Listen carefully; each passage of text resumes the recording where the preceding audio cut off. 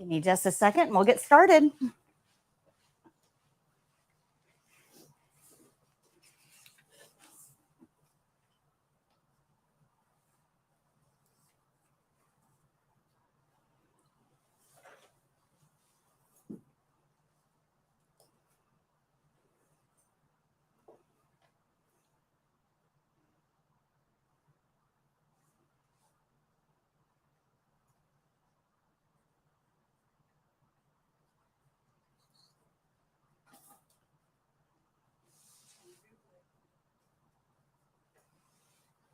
I have a question. I have answers. When did you say that you were going to start the BLS stuff? Okay, we actually have a class a week from today. So next Wednesday, you guys get out of class at 1. BLS will start at 2. So from 2 to 6, we'll have a CPR class. Here in this room. Would we be able to invite anybody else? Sure, absolutely. Absolutely. Is it free or no? No, I'm going to go over the cost with you in just 1 second. Let me just pull this up real quick.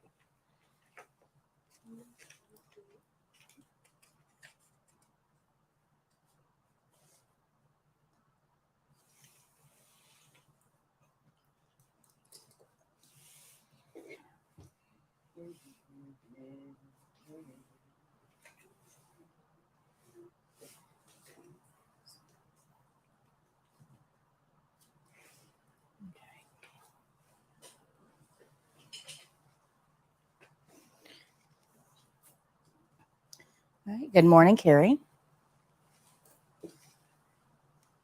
All right. Good morning. Good morning. Good morning. So you needed a pen.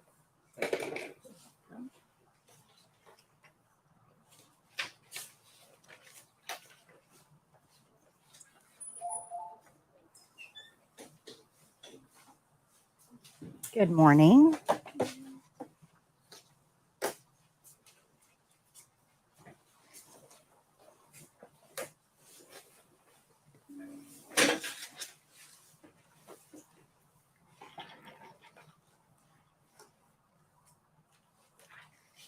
Okay. Why is that off?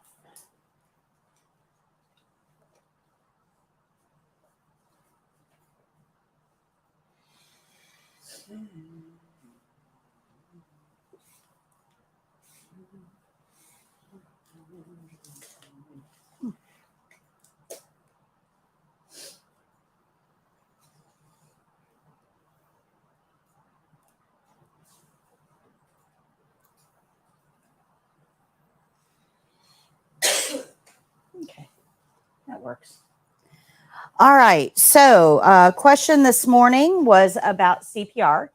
So next Wednesday in the afternoon, so after class, we'll have a CPR class in here from 2 to 6. The one after that will be on October 13th, which is a Friday at 9 a.m. So, good morning. So the cost for BLS or basic life support, you will need BLS for most jobs. Sometimes your employer will provide it. Most of the time, it's better to have your own because if your employer provides it, they don't always give you the card. They keep it because they paid for it. They're not supposed to do that, but some, unfortunately, don't play by the right rules. So when you are currently enrolled up until graduation, BLS is $45. After graduation, it's $55. Okay. So the one that we'll be having next week would be $45 for you. The next one would be $55 because it'll be after graduation. Make sense? Okay. We do something really unique here, though, with our CPR. Every class that I have, I give away one $50 gift certificate to the store.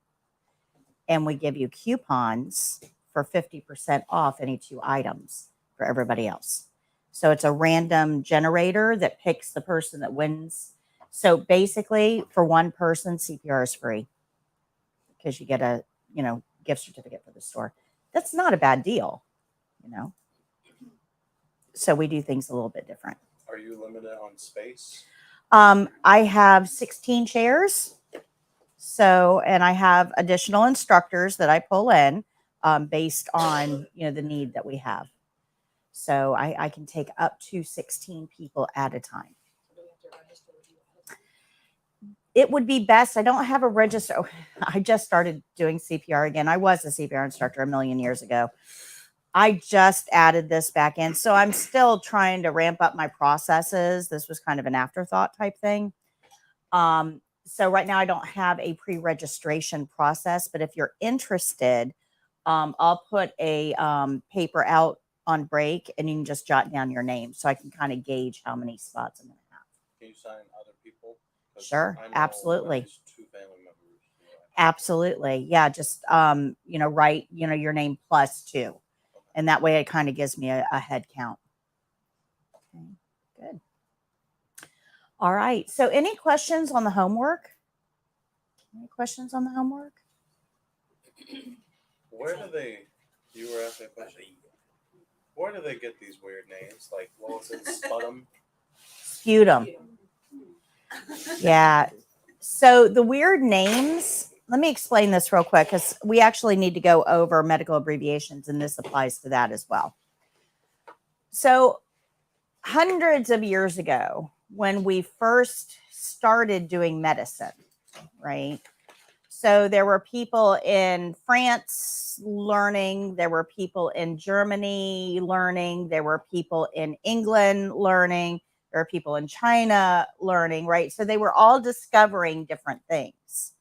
This is when medicine was in its infancy. But we had to have a way of sharing that information, and they all spoke different languages, France, German, English, Chinese. I mean, how do you communicate when you all speak different languages? Well, every one of those people went to university. And one of the things about university is that you learned Latin, one language, to be able to communicate with other scientists. So the scientific language is based in Latin. Does that make sense? And that's specifically so when you made a discovery or if you figured something out, you would be able to communicate that to other people so they could either prove or disprove what you were thinking this meant. Does that make sense? So a lot of our medical terminology, like sputum, and a lot of our medical abbreviations, like PRN, are all based in Latin. If you try to make sense of it in English, it's going to be more difficult because it's not English. Okay. So when you're talking about medical terminology, you kind of have to learn a new language. Okay. Those of you who are going on for higher education in medicine, you're going to learn all kinds of medical terminology, all kinds, because it's how we communicate with each other in medicine. At the CNA level, there isn't a whole lot that you need to be effective at communicating. But as you go up through the ranks, you're going to be learning more and more. Okay. So yeah, I know some of these words are really hard to pronounce. Oh, we only had the chapter 4 test to work on, right? Right. Just chapter 4. Yep. Yep. So let me get your scores and then we're going to go over some things from chapter 4 because I think that Hartman makes it a little unnecessarily complex. So I'm going to simplify it for you a little bit. So when I call your name, tell me how you did on chapter 4, either your grade or how many you missed. Jessica? Gianna? Okay, thank you. Gianna, do you have 1, 2, and 3 for me? I don't think I did. Okay, that's fine. Whenever I see blanks, I'll just, I ask. So it's 181. 181.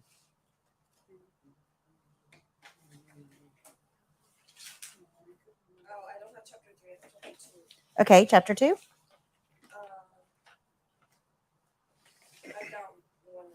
Okay, thank you. Cheryl? I got a 95. Thank you. Ashley? I got 3. 3. Do you have 1, 2, and 3 for me as well? Yeah.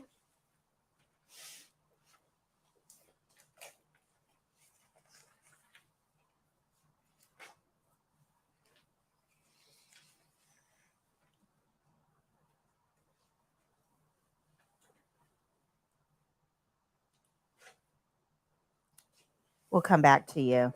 Jacqueline? 100. Do you have 1, 2, and 3 for me? Yes, I do. I got a 90 for 1, 100 for 2, and a 95 for 3. Thank you. Gabriel? 100. Thank you. Kayla? Lindy? I was 2. Thank you. Paula? Thank you. Dwayne? I got 80.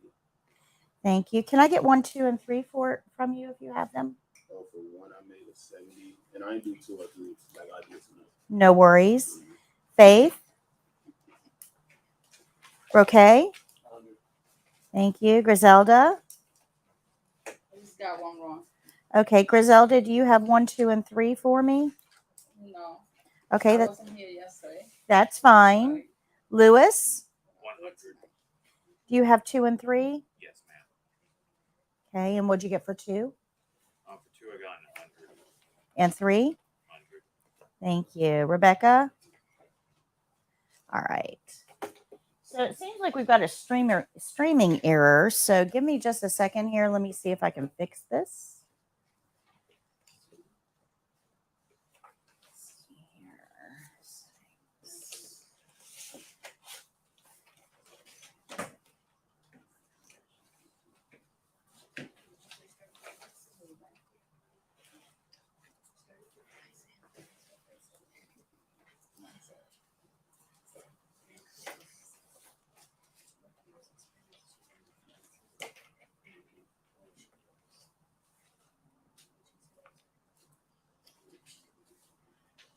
All right.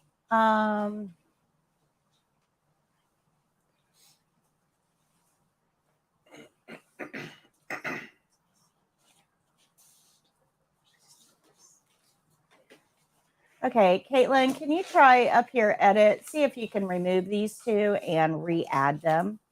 If you wouldn't mind trying that. We'll see if we can get those going again. Just see if you can remove it and re-add it for me.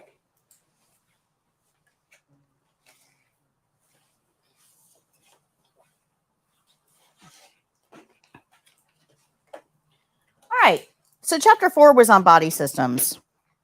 Like I said, my own personal opinion is chapter 4 was unnecessarily complex. Not to say that it's not important. It is. We need to understand the body systems. And we need to understand that our body is made up of individual systems that all work together to keep us up and running. Okay. So I think of it like a little town. Okay. So in this little town, you've got a mail carrier that delivers the mail, right? You've also got a trash person to pick up the trash. If somebody wasn't delivering mail and somebody wasn't picking up the trash, the town is not going to be very successful, right? You're also going to have places to eat. You're also going to have places to get your car fixed, right? So all of these places exist independently, but they work together to serve the whole community. Make sense? That's the way our body works too. So all of these things are independent systems, but they have to work together. And if something goes wrong in one system, it's probably going to affect something else in another system because they're all interdependent. So what I'm going to do now is take you through all 10 of these systems, and we're going to discuss what the system is made of, like the organs, and more importantly, normal aging that occurs in that body system. Because remember that half of our job is to observe and report, right? Well, if you don't know what normal is, you'll never be able to pick out abnormal. And that's what we need to report. So we have to have a little bit of understanding of this, because otherwise you're going to be running to the nurse all the time with things that are normal. Good? Make sense? So we kind of have to have a little bit of an understanding of this. So the first one we're going to start with is the nervous system, because this is like the master control center. It controls everything else. So this is kind of number one on the list. So the nervous system is made up of your brain, your spinal cords, and your nerves, and it's your communication center. It regulates all processes. It helps you feel things. It governs how your other organs work. I mean, it's kind of a big deal. Now, unfortunately, as we age, this system is affected. Because it's such a big deal, there's some big effects. So one of the things that you're going to see with aging in the nervous system is that our memory isn't as sharp as it used to be. So you walk into a room and you forget why you're there. Got to retrace your steps. You park your car, you go shopping. My daughter looks at me like, Yeah. Yep. You park your car, go shopping, you come out and can't remember where you parked. Yeah, absolutely. So let me explain why. Because I think that this is helpful for you to understand this. Let's say that I invented a thingamajig. Let's say that I invented this guy, right? So I've invented it, I've patented it. Now I'm ready to produce it. So I'm going to go look at factories. Now, the first factory I tour is old and broken down, and springs are missing, and gears are rusty and missing teeth, and it only works some of the time. You know, it's kind of old and busted, right? The second factory I tour is brand new, state of the art, computerized, efficient, everything works flawlessly. Which factory is going to produce the best quality thingamajig? What's the contract? Yeah, okay, so take price out of it. I just go to two factories and I am allowed to pick either one. Probably factory B. Yeah, the one that's brand new, super efficient, right? State of the art. So it's going to work at highest production. And the thingamajigs it produces are going to be the highest quality. Can everybody see that? All right. Well, your brain is a memory making factory. That's what it does. It makes memories. Now, the memories that it makes when it is a brand new, state of the art, high efficiency factory, those memories are going to be good. And they're going to stick around for a very long time because they were made in a very high production factory. Okay. So the memories you make when you're small, they stick. Now, that factory is going to age over time, though. So the factory that makes memories in your 70s, well, that factory is old and busted. So those memories may not stick around. In fact, they may not even be made today at all. We may be offline. So this is why sometimes your elderly patients can remember the shoes they wore to a piano recital when they were 12. They have no idea if they had lunch. It's because the factory that's making the lunch memory is old and busted, and it's not working well today. Make sense? Yeah. That comes from a movie, Old and Busted, New Hotness, right? So yeah, your factory, when you make memories when you're young, are going to produce much better quality memories. That factory ages as we do. So does every other body part. It ages as we do. And that's where we see the changes in aging, is because all of these onboard factories are aging with us. We don't tend to think of it in that way. We think, yeah, we're getting old, but my brain should be fine. Your brain is getting old too. and that's going to affect how things are done inside. Make sense? Good. So some minor memory loss, or just not, especially short term, not really remembering if you had lunch, that's kind of normal for aging. What's not normal is forgetting big things like your own name, where you are. If you're looking around going, where am I? I don't recognize this place. I don't know where I'm at. That's not normal. So we can have normal changes of aging with memories, and then we can have not normal changes of aging, very advanced memory problems. Now, when we get into those advanced problems, we call that dementia. Okay. So all dementia means, it's a blanket term. It's like saying I'm sick. Doesn't really tell you much. If I say I'm sick, I could mean I've got a respiratory problem, I've got a stomach problem, I'm just really tired today, I've got a headache. I mean, I'm sick is very non-specific. Dementia, very non-specific. It just means the brain is sick. It doesn't really tell us any more than that. Okay, so the term dementia, very non-specific. There's lots of types of dementia. Those are more specific. Alzheimer's is probably the one you're most familiar with. It is not old timers, it's Alzheimer's. Alzheimer's dementia. And that actually breaks down the connections between memories. So right now in this room, you are developing memories.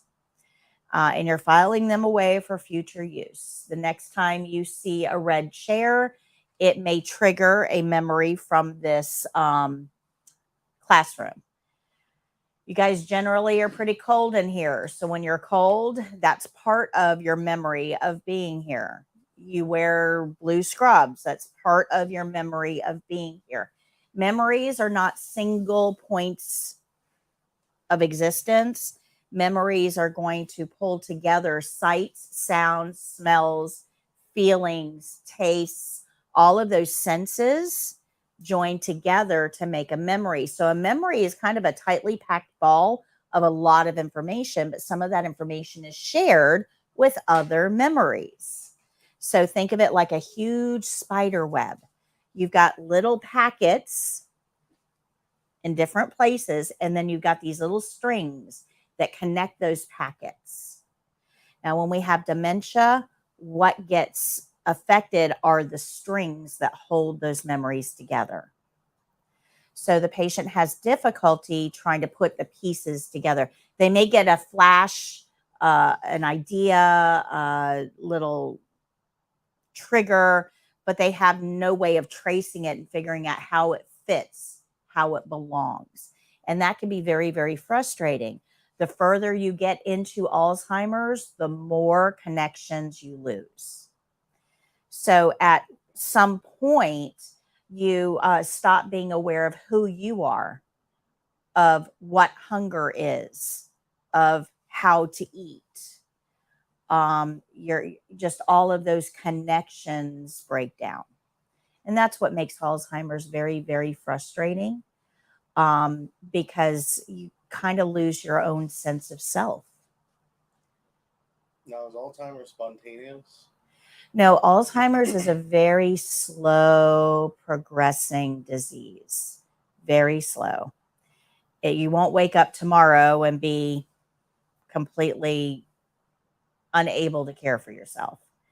It starts slow. You start losing things that go a little bit further than just normal memory loss as we age. You wake up in the morning and you've lived in this house for 20 years, but all of a sudden you have no idea where you are.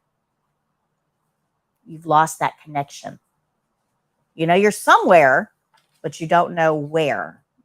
Now, clearly, you should know your own home if you've lived in it for 20 years, right? But remember I said that memories that are made when you're super young are ones that stick. So if you wake up in the morning, you expect to see your house because that's, that's what your brain is expecting. But what if that connection was severed and the only home that your brain could recall was one that you lived in when you were 6. It's terrifying. And then you'd open your eyes and you're not there. Okay, that can be very terrifying, right? So Alzheimer's starts very slow with these breaks in connections that really should be there. Now, the thing about Alzheimer's that's really frustrating is it's not like a true break. Like you'll never, ever, ever get that memory back. Sometimes it kind of flickers on and off. So today, you don't know where you're at. Tomorrow, you may be perfectly okay with that, but you've lost something else. So the connections kind of flicker on and off. Okay. So Alzheimer's can be very, very frustrating, but just a little bit of just normal here memory loss is or not really loss, but inability to make new memories. That's kind of normal as we age. Now, some other things that happen in the nervous system, because remember, the whole nervous system is aging with us, is that a lot of our senses just get a little run down. Like your sniffer doesn't work the way it used to. You don't smell as well. Taste. Things that taste amazing to you now, really doesn't taste like much when you're 80, right? Because those taste buds are old. They're not working well. Hearing tends to get diminished. Now, hearing is interesting because what we tend to lose with aging is being able to hear high-pitched sounds. So if you have somebody with age-related hard of hearing issues, right? They just don't hear well. Instead of shouting at them, pushing up the volume doesn't help because when you push up the volume, you push up your octaves. So now you're talking at a higher pitch. And remember, that's what goes. So instead of doing that, lower your voice. Speak, project, don't yell. Just project and lower your voice to a lower pitch. And most of the time, that will help. Okay. So hearing deficiencies can happen. Our vision gets affected because the eyeball is no longer perfectly round. We've been on planet Earth too long and gravity has taken hold and gravity's kind of elongated that eyeball. Yeah, I know. Isn't that crazy? So gravity's kind of elongated that eyeball and that affects how you focus. So our vision gets affected as we age. So a lot of effects, normal effects with aging. But the thing about aging is that it happens slow. It happens very slow. So if your patient wakes up tomorrow and all of a sudden they can't see very well, that is not aging. Aging happens slow. Okay. So anything sudden, do we need to let the nurse know? Absolutely. Absolutely. Decreased coordination, that happens. Your brain is trying to coordinate your muscles and your bones and your balance and all of that. Well, the brain's a little bit older. It's not having a good time multitasking anymore. So coordination gets affected and falls can happen. Things that wouldn't trip you up before, you're walking along and you just kind of get a little off balance and you right yourself and you go on and you don't even pay attention to it. When you get older, righting yourself might be a little bit more problematic. So falls can occur. Decreased concentration. Yeah, brain just doesn't work the way it used to. So if you have trouble concentrating now, yeah, when you're older, this can be a little bit more problematic. Okay, decreased concentration.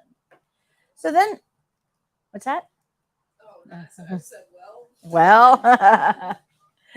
All right. So body systems. I got to turn that. So are you saying that ADHD will only get worse? It may or may not because everybody's an individual. It might get worse. But in most cases, you kind of learn. Sorry, guys. I got to get the batteries here. In most cases, you kind of learn how to accommodate as you get older. So things that kind of bother you now. All right. Things that kind of bother you now that, like, I should have remembered that, or I should be able to pay attention to that, or you're sitting in class and I think these are the wrong size. Yeah, they are. You're sitting in class and your attention fades and you start to doodle. And you shouldn't do that, but you do it anyway because you've got ADHD. As you age, you may find that you just don't attempt things that take a lot of concentration. It's very common with ADHD.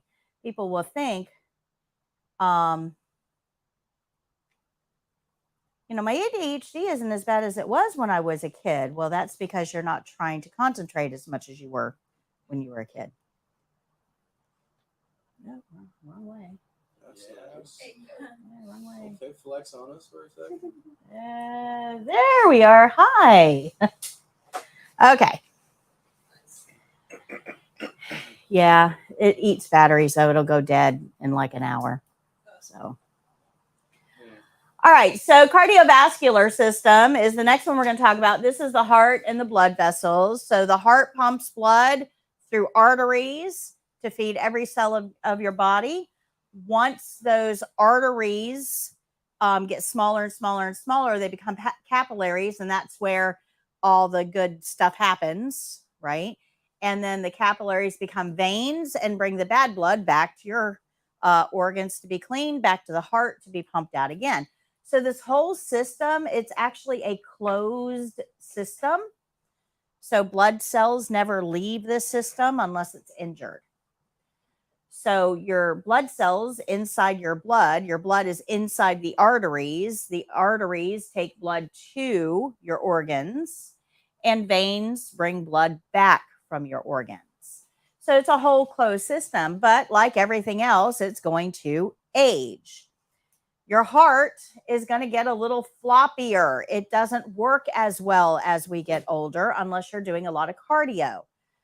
Again, if you spend your life sitting on a couch, if you're a couch potato, your muscles are not going to be very good. They're not going to be very strong. They're going to get all flabby, right? So we can see this on the outside with flabby muscles. But it also happens on the inside with our other muscles that we can't see, like our heart. So if we aren't doing cardio every day, that heart is just going to progressively get weaker and weaker and weaker and weaker because it's a couch potato. It's flabby. Make sense? So it's not going to push the blood as hard as it should. Vessels also lose elasticity. So we end up with vessels that can't really accommodate for changes. They're kind of stuck where they're at, which can lead to high blood pressure. We also get gunk buildup inside our vessels. We'll be talking about that more a little bit later. Bleeding can actually be prolonged because our blood, it doesn't have as many platelets in it. Our bone marrow doesn't produce as many platelets. So when we have an older person who is bleeding, it may take a little bit of extra pressure to get that to stop. Make sense? Veins can be fragile. If you go into phlebotomy, and if any of you pick up a phlebotomy skill, drawing blood on elderly is completely different than drawing blood on younger people. And that's because the vein walls are much more fragile and they tear. Where your vein walls wouldn't tear. I could just slip a needle in, get the blood I need. Life is great. As we age, trying to put that needle in, the veins can roll because we don't have good muscular support around them. Or if I do get the needle in, it could tear the vein and now we've got some bleeding. Have you guys ever seen an older person that went and had blood taken, like for tests? They end up with really big bruises. Well, that's because the vein walls are fragile and bleeding is prolonged. So with elderly people, we need to put pressure for longer. And a lot of phlebotomists don't understand that. Okay. So we just need to understand that inside the body, our cardiovascular system, as it ages, isn't going to work as efficiently. We could have some circulation issues where the feet are always cold, the hands are cold because our heart isn't pumping hard enough to get the blood to these areas efficiently. Good. Okay. Think of it like a kitchen faucet. When you turn your kitchen faucet on and the water comes out, right? A lot of water comes out. Well, as you age, the water that's coming out is less and less and less and less and less. And when you're 80, you turn the faucet on and all it does is drip, right? That's not going to clean your sink, is it? Well, when our heart beats and pushes out those waves of blood, what that does is actually cleans your arteries through pressure.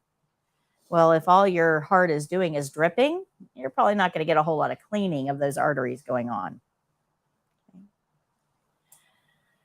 All right, respiratory system. This is made up of the lungs and the airway, all the different components of the airway. This is how we breathe. So our respiratory system brings in oxygen and gets rid of carbon dioxide. That's what it does. Well, over time, aging, the system isn't going to work as effectively. Breathing is going to shallow out.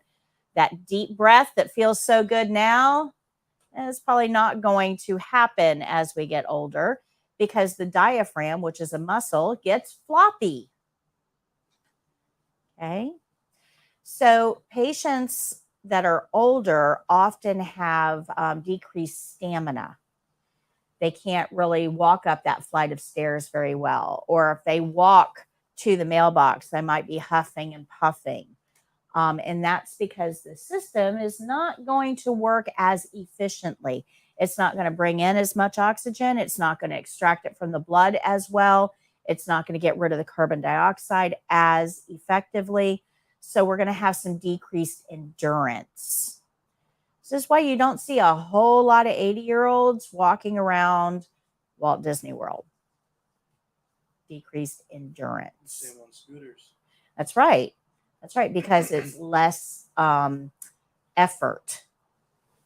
Good? Makes sense? So the endocrine system is made up of hormone-producing organs, and there are a lot of them. Your endocrine system is going to be comprised of your pancreas, your thyroid, your pituitary, your adrenal, your sexual glands, and then there's more.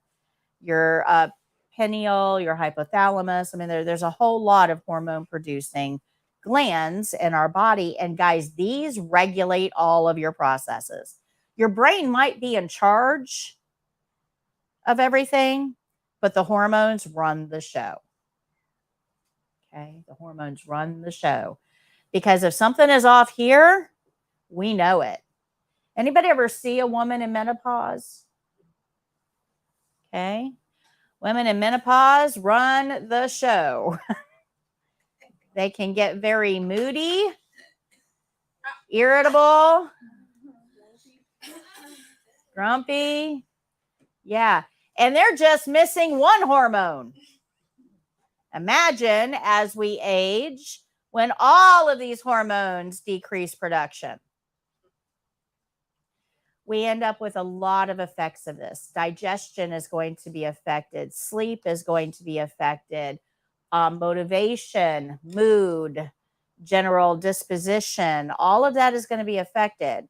The brain may be in charge, but hormones run the show. So as we age, of course, all of our hormones decrease. I mean, all these glands get kind of worn out. They slow down. So this is a lot of reasons why some of your older people may feel a little bit more grumpy. It's because their hormones are not being replaced very well. Okay, good. Questions?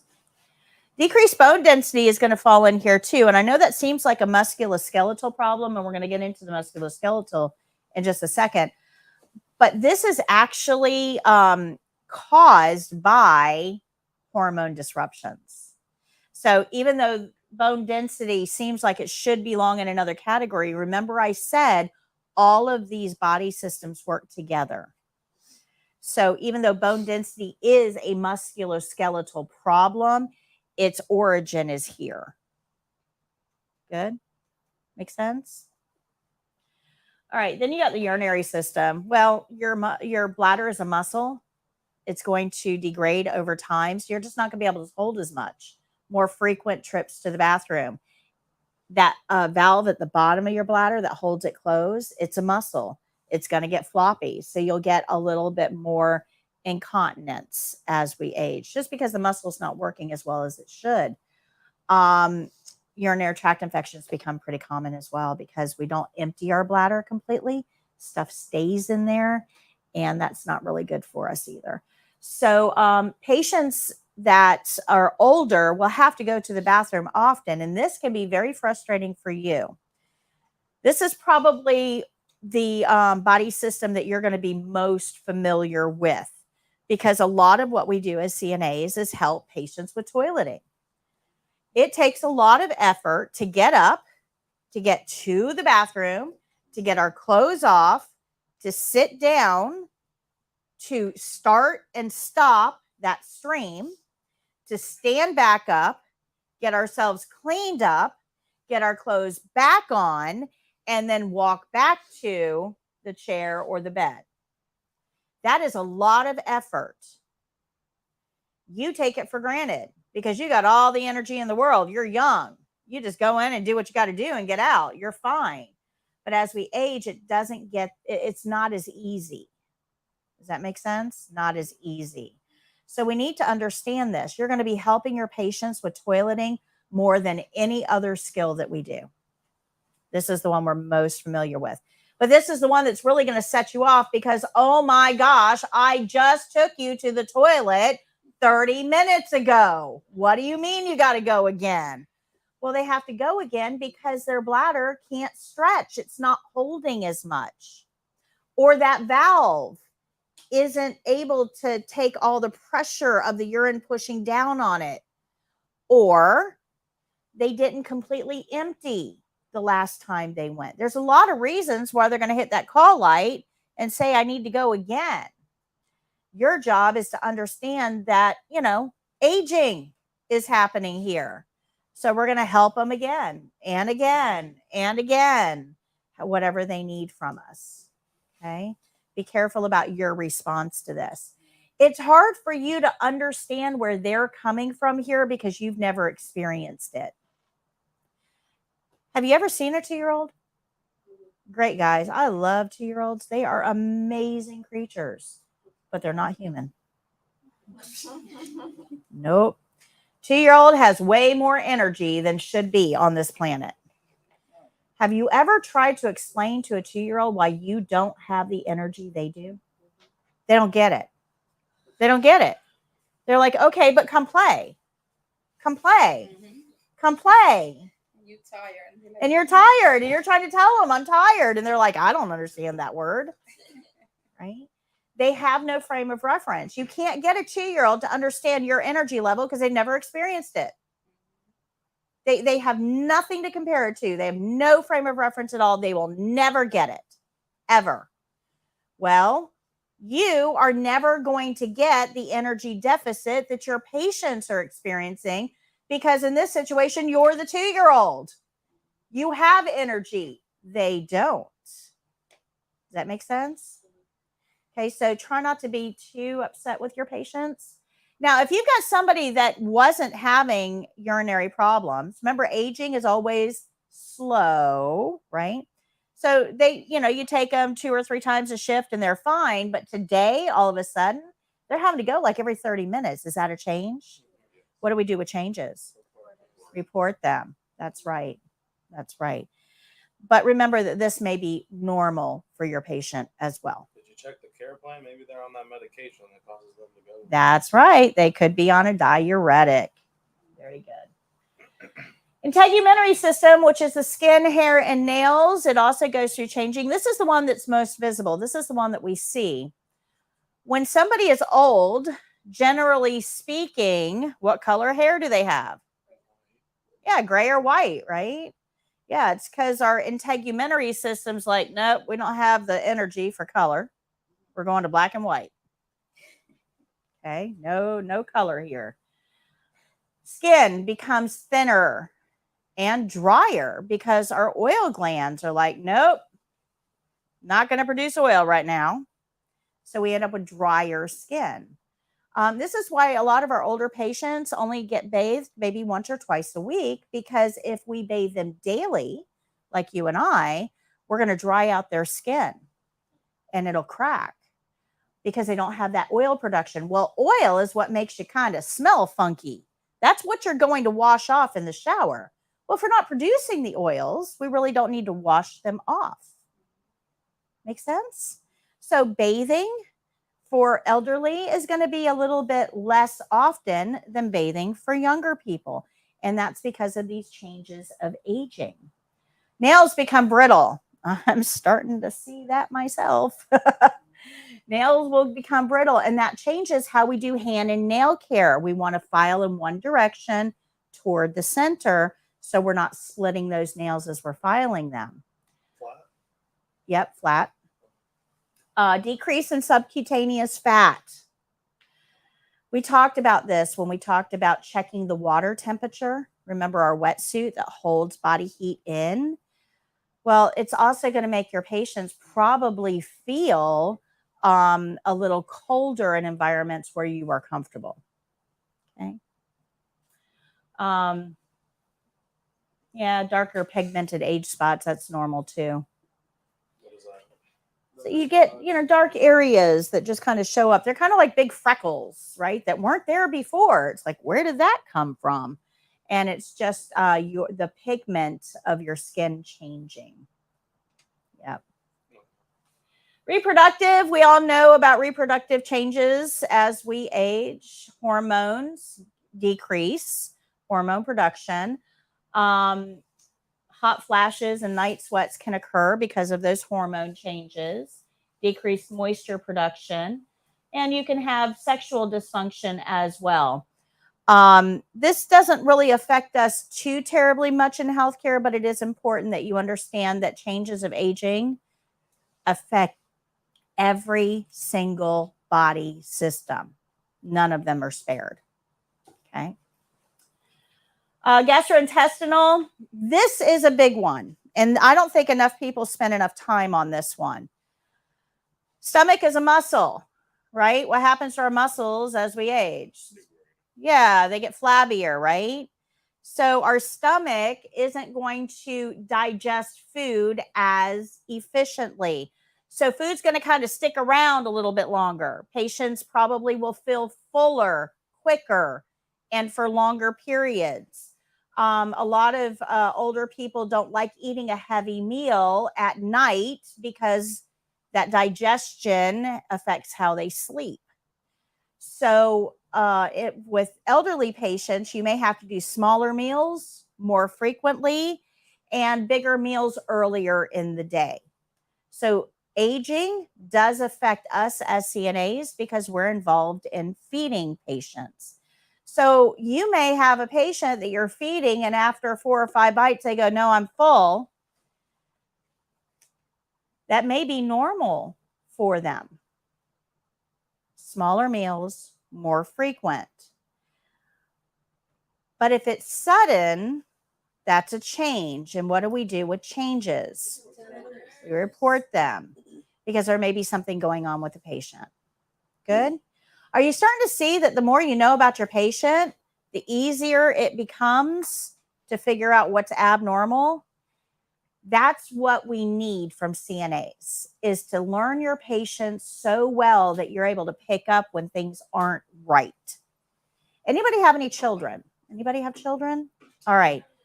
When you have, little brother, little siblings, when you have a child, you can kind of tell when something's not right, right? That there are signs. Now, you take that child to the doctor and you go, "They're not right." Well, the doctor's like, "Okay, that doesn't really help me. What do you mean they're not right?" But it's hard to put your finger on. They're just not right. There's something off here. They're not sleeping well. They're not eating well. They're grumpy. They're whatever. There's something just not quite right. Well, that's the role of the CNA, is to learn your patient so well that you can pick up when there's something not quite right. Good. So motherly instincts help in this field? They do. Well, parental instincts help in this field. Yes.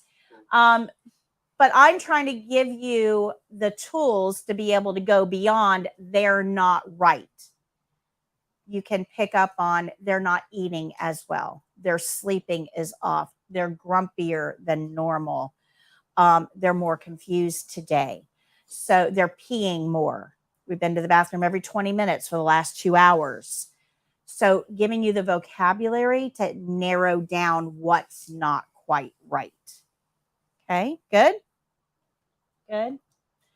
Musculoskeletal. This is muscles, tendons, ligaments, bones, cartilage. It all degrades over time. This is our scaffolding system. Helps us have structure and to move effectively. Remember that muscles tend to get flabbier with age. So you're going to have decreased strength, stamina, coordination problems. It may take your patient 3 minutes to get out of the chair where it takes you like 3 seconds. So we have to employ a lot of patience with our patients because all of these aging signs are going to affect every part of what we do. Okay. Yeah, inflammation of the joints. Let me talk about that real quick. Oh my gosh. You hear the term arthritis, right? You hear that. You know that most old people have arthritis, and you think, how bad can it be? It's just arthritis. Yeah. I am now experiencing this. Let me tell you, this is nothing to sneeze at. This is pain. Yeah, these older people, man, they really deserve medals for what they have to deal with in their older years. Yeah, we take youth for granted. Everything works well and we're happy with it. We don't really look beyond that. But I'm going to tell you that arthritis hurts. I've got it in my wrists because of all the typing I do. Right? Remember, I wrote the book, I do all these slides, I made the online program. I have been sitting in a computer chair now for 10 years, roughly 12 to 14 hours a day typing. My wrists can tell you all about it. All about it. So this is nothing to sneeze at, guys. When your patients say, oh, my arthritis is acting up, have a little bit of compassion because this really hurts. Okay. And I didn't realize that until I started experiencing it. I'm like, oh, that's what they meant. Can I rewind, please? I live with a husband who has gout. Oh, gout's even worse. Oh, horrible. Yeah, my mom has gout. My grandfather did too. Horrible, horrible. Yeah. That's kind of pain that'll make your eyes water. They're very angry. Yes, very angry. Good description. All right, lymphatic system. This one gets overlooked a lot. This is a part of your immune system. And it helps keep you safe. But like everything else, it's going to degrade as we age. So what could, if our lymph system, which is our immune system, if it doesn't work well as we age, what does that make our patients susceptible to?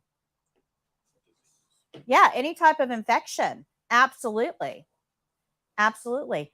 So if you have COVID, do you think that it's a good idea to go to work around a whole bunch of elderly patients? Because their immune system is impaired.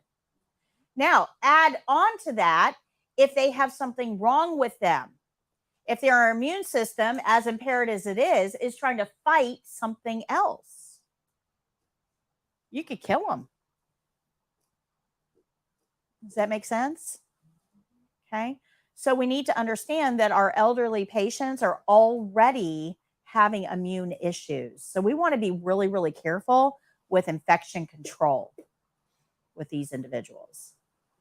Good. This is why, if you guys remember during COVID, they shut down all nursing homes and assisted living facilities. You couldn't go in. There were no visitors, no outsiders were allowed in. And it's because we know that these patients' immune systems aren't good. And COVID was very bad.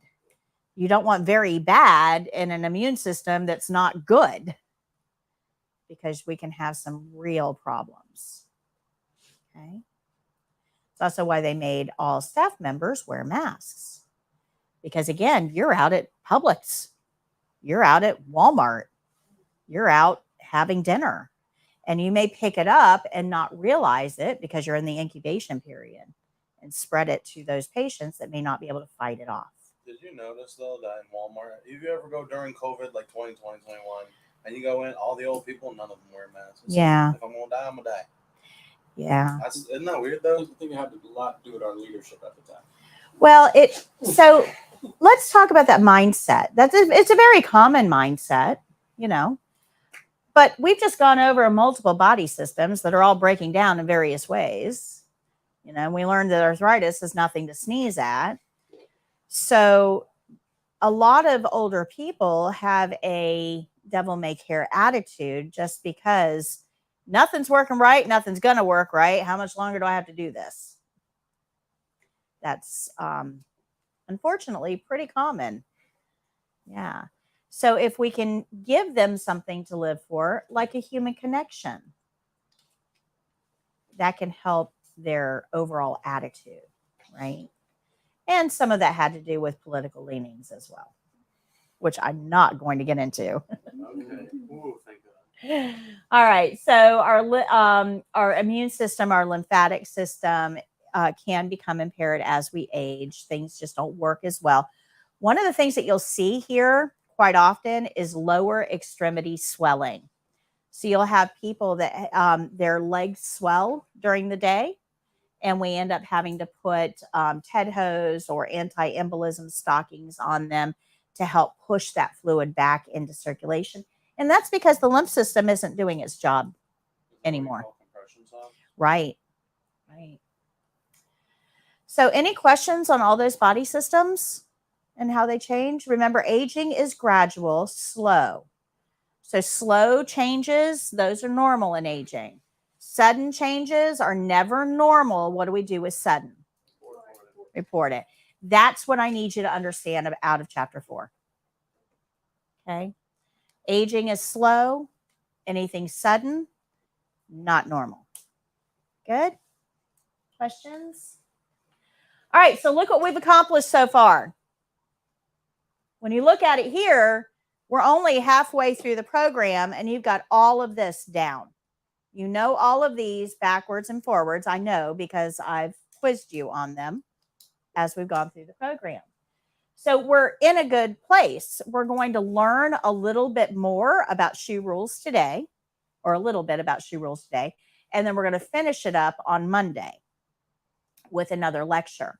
But look how far you've come. And it hasn't been too hard, right? Hasn't been too hard. All right, we're going to go ahead and take our break a little bit early today. So it's 10 o'clock. We're going to take our break. When we get back, I'm going to go through the skills that we're going to learn today, as well as the state test registration. So we'll go over that as well. So come back at 15 after, please. Oh, do you take theirs at the online? What their grade was? Oh, thank you, Kayla. Thank you. Oh yeah, don't forget the CPR thing. Oh, yes. And in that, everything AED. Yes, CPR, AED,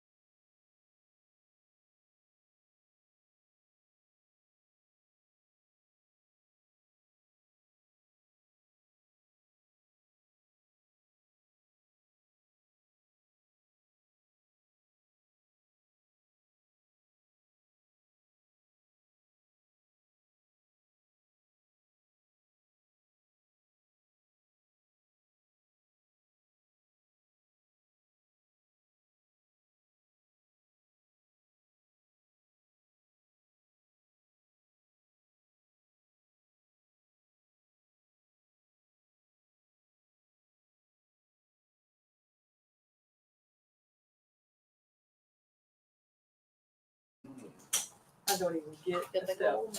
Yes. Okay. So testing 1, 2, 3. All right, Caitlin, if you can hear me, I did unmute me. So if you can hear me, just send me a quick Slack. Let me know. Make sure that I am live.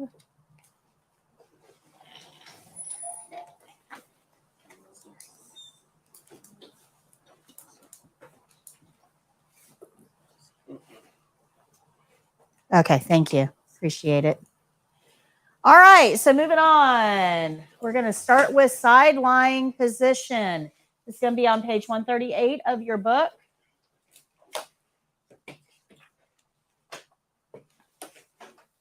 Page 138.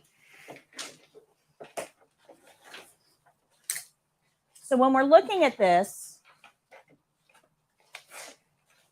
I just want to show you that you already know most of this skill. Okay. How do we know what to do with each patient? Every skill starts with an opening. Every opening starts with a knock. We have to evaluate if we need gloves. So what are our 3 rules? Until they have an opening. Personal skin. Okay. Okay, so body fluids, personal skin, non-intact skin. We're going to evaluate, do we need gloves for this patient? We have supplies, so we need a place to put them. We're going to use a barrier. Patient's uncovered for this one, so I need a privacy blanket.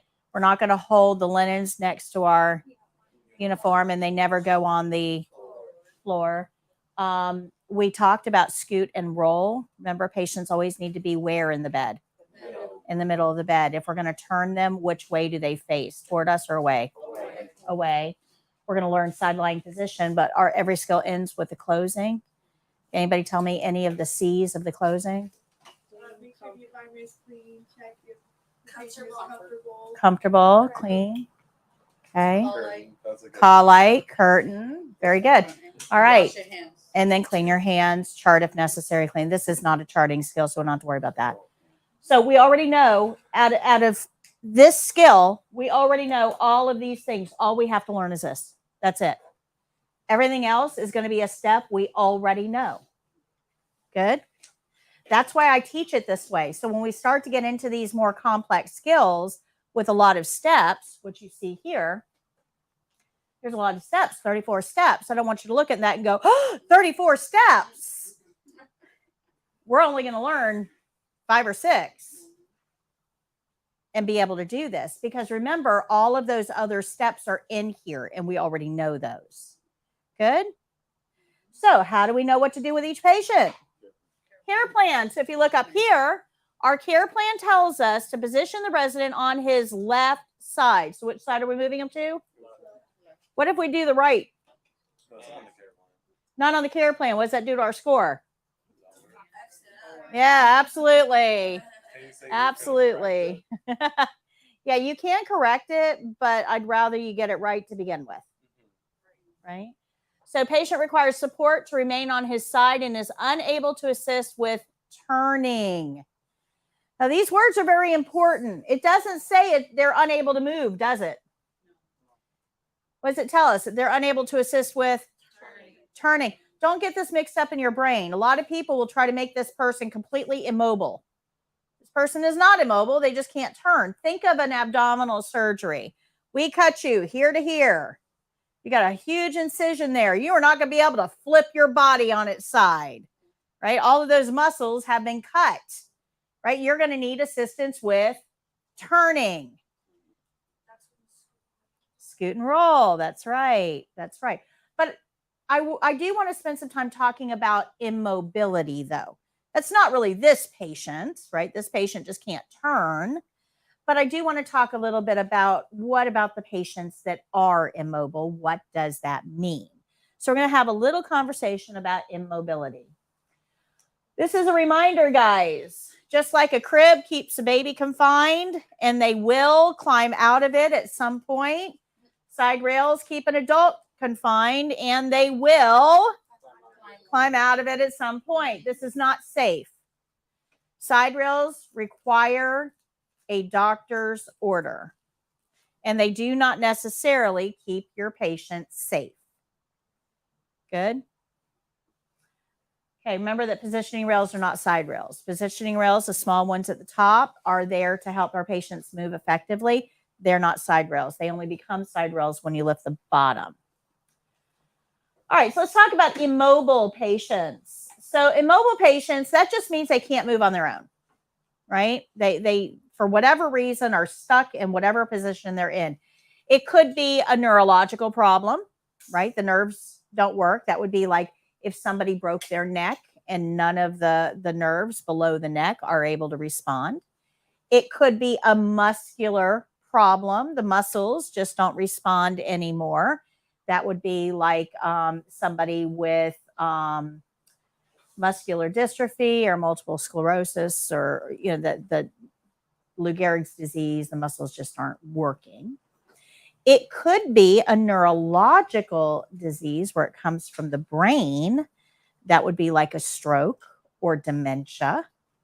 So there's a lot of reasons that somebody might be immobile.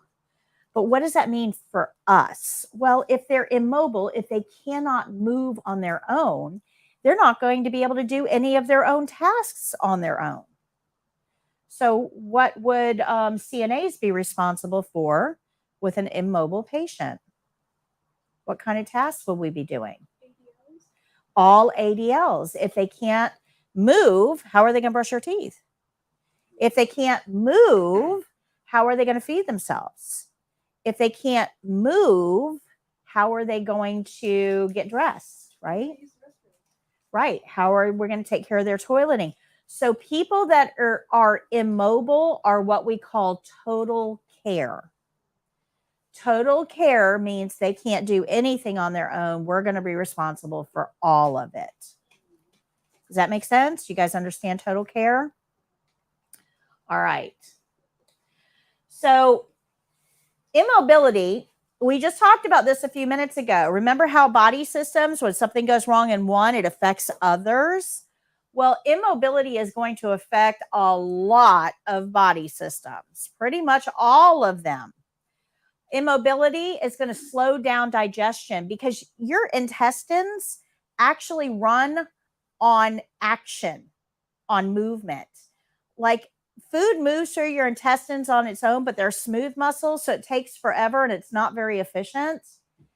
If you move, if you're moving your abdominal muscles, it actually pushes the food through your intestines way better. You get better digestion.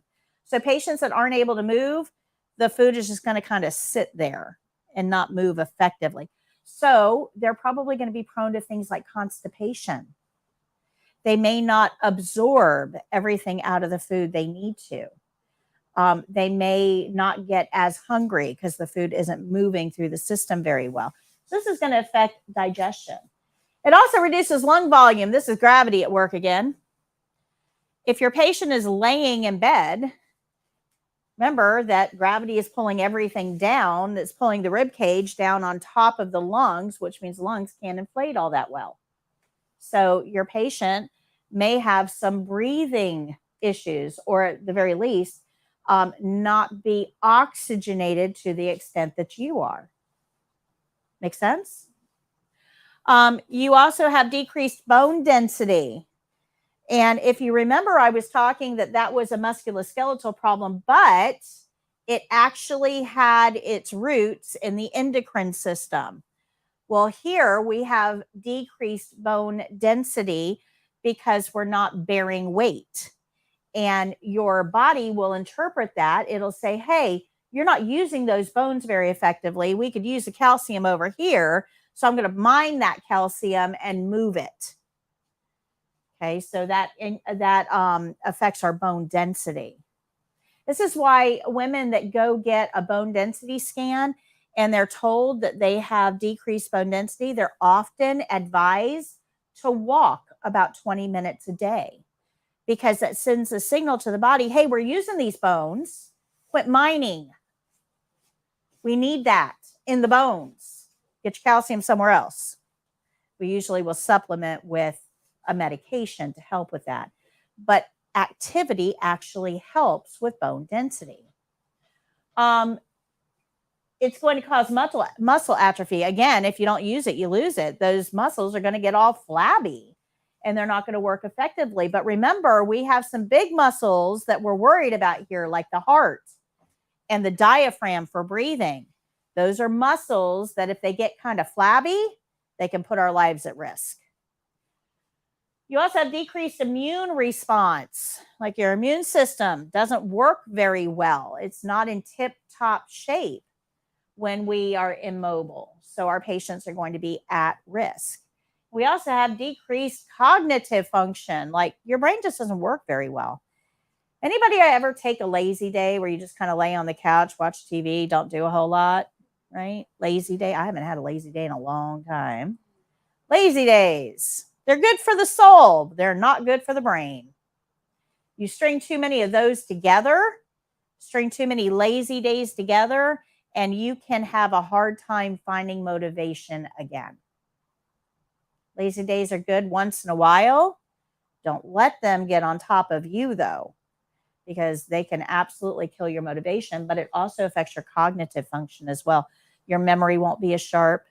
Your ability to learn won't be as good. Your desire to interact with other people will decrease. Yeah. Yeah, so immobility can have a lot of effects on the body. Now, if you remember on day one, we talked about the role of the RN. So a patient comes in and they get assessed head to toe. I'm looking for real problems and potential problems, right? These are all potential problems if I have a patient who is immobile. I also know that I might be able to head off a lot of these problems if I can get the patient moving a little bit.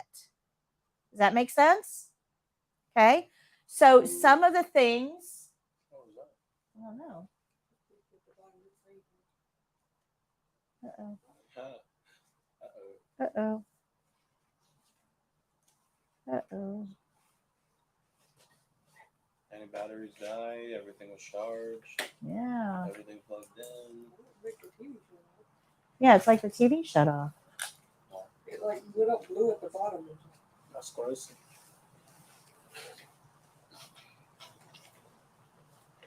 Okay. Well, that's good to know, Caitlin. Thank you. What'd she say? She can still see and hear me. Oh, that is good. Yeah. So we're still live. Can they see the screen? How do you say? No, they can't see they see this. Well, Well, I They figure don't- it looks like the whole thing. I don't know. Do they only see the screen? Caitlin, can you see the screen? The camera's on. Or that? Yeah, they the may camera? see this. You just can't see it. All right, so you may not be able to see this. We'll keep going. Everything's important though, right? Not sure what happened. No, I can't see the screen. Okay. Yeah, let's try that. Can they see the slide though? No, she said no, they can't see the slides. Oh, I see her in the black TV. So wacky.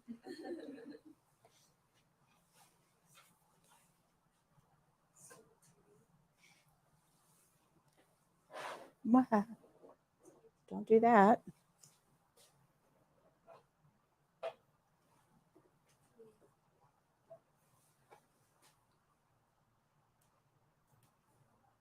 Problem is, I have no idea. You should see all the cords back here, guys. I mean, seriously, it's scary. I can see the base of the plugs on the wall. Let's see here. I got to find the right cord. So give me a second. Sorry. Let's see here. Where is the TV plug? Plug.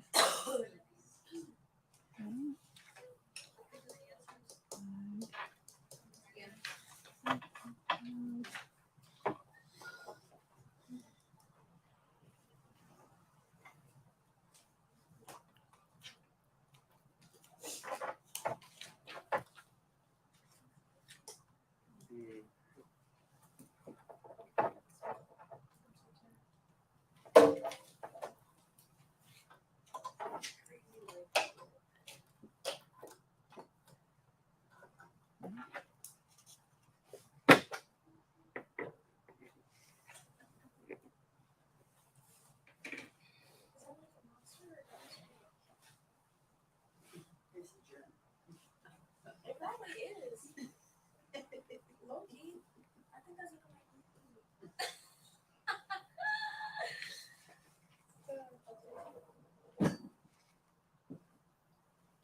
Okay, well, we got TV back.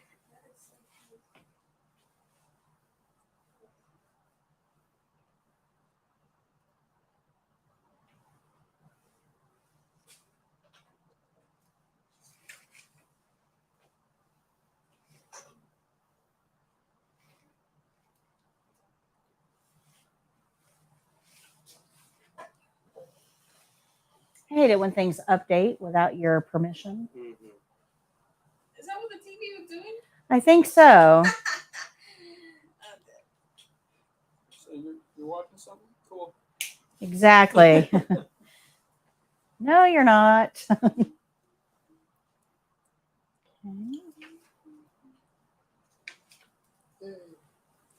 Okay, looks like we are back in business. Who knows? All right. So, as the RN, I have to recognize that immobility is bad for my patients on a lot of different levels and try to figure out how we can avoid some of these complications. But the biggest one that I'm concerned about, these are all bad things, right? So, slow digestion, decreased lung volume, decreased immune response, those are all bad things. But the worst one of all actually has its own category, and it's down here. It's the skin. So the skin and the muscles are actually going to be the most affected by immobility. And that's what I want to focus on right now to talk about. So as I'm having this conversation with you, I want to show you, I want to demonstrate, we're going to do a little experiment together. I'm going to demonstrate the effects of immobility on the skin. And I'm going to show you that this doesn't take a whole lot of time. So while we're having this conversation, I want you to take one hand and put it underneath your leg and sit on it. It's going to become uncomfortable. You're going to want to pull your hand out. You're only going to keep it there for 2 minutes, okay? So this isn't going to be a very long time, but please don't pull your hand out when it becomes uncomfortable. We're going to talk about the uncomfort in a minute. Just keep your hand there. 2 minutes. So every place that a bone presses down on the skin is an area of pressure. Now we have lots of areas of pressure if we're laying on our back, the back of the skull, the shoulder blades, the elbows, the lower back, the backs of the thighs, the back of the calf, and the heel. These are all areas of pressure, okay? Because gravity is pulling the body down through those surfaces. So those areas of skin and muscle are getting compressed because of gravity, right? We have bone on top pushing down, but that's not all. We don't just have bone on top pushing down. And when that bone pushes down, it actually pushes the muscle into the fat and kind of separates the fat and compresses the skin. Well, what's in there are blood vessels. So your blood vessels actually get squished. Have you ever had a straw? If you crimp the straw, what happens? Nothing gets through. So when we have bone pressing down on muscle, fat, and tissue, and that squishes our blood vessels, no blood is going to get through. That is bad. But wait, it gets worse. We don't just have pressure coming down from the top with our bones, we also have pressure from below. So anything that's under the surface of the skin, wrinkles, food particles, hearing aids, anything is going to press up into the skin. So we end up with skin that's being compressed from below or from above and from below. So it's getting squished from both sides. That means that we're probably not getting good blood flow to the area. Make sense? Make sense? All right, go ahead and pull your hand out and take a look at it. Do you see any color changes? Did your hand change colors? Look closely. Can you see the pattern of the chair or your clothing imprinted into the skin? That was only 2 minutes. Not even. Now, imagine if you left your hand there and did not move it for hours and hours and hours and hours. Those lines that you have in your skin are just going to get deeper and deeper and deeper and deeper. And without any good blood flow, the tissue is going to die and it will separate. This is how bed sores form. And it only takes about 2 hours for this to happen. 2 minutes, you got lines. A bed sore can occur in the right circumstances in 2 hours. Most of the time, it's going to take a little bit longer. But this doesn't happen over months. This actually happens over hours to days. Good? Make sense? Okay, so as a nurse, I'm super concerned about this.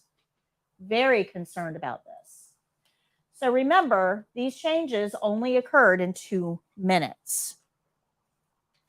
So when we have a patient who is in bed and unable to move on their own, we have to devise some strategies to make sure that their muscles and skin are kept in good condition.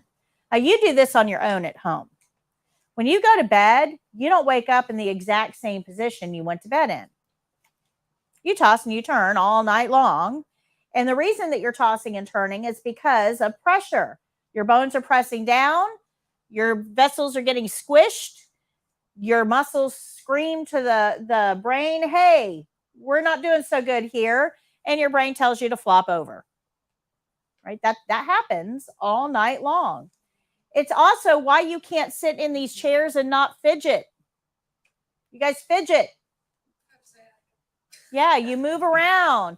And the reason you move around is because your body is saying, hey, this position isn't working for me. You got to change it up a little bit. I need more blood flow.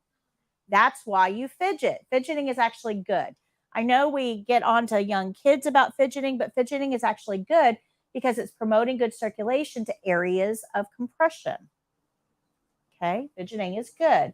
So you do this on your own, but what if we have a patient that can't? Now, they're still going to get those feelings, right? Think of the feelings that you have. You've got sciatica. You get, it kind of hurts. You get some pressure in there. Yeah, you get some pain going down your leg, right? Pins and needles, that's right. Or just general sore. Yeah, I'm sore. I want to flip over, right? This is all because of that compression issue. So your body does this automatically, but if you're immobile, you're still going to get the feelings, but you're not going to be able to act on them. How frustrating would it be to be trapped in that bed? You can't move on your own and you start to hurt and you get really sore and the hip you're laying on really starts to yell and you can't flex, you can't move, you can't stretch, you can't do anything. How annoying would that be? Some people are very vocal about that. It's miserable. That's right. And you probably would be too if you couldn't relieve your own pain. But the problem is that if we ignore it, it doesn't go away. It gets worse and worse and worse.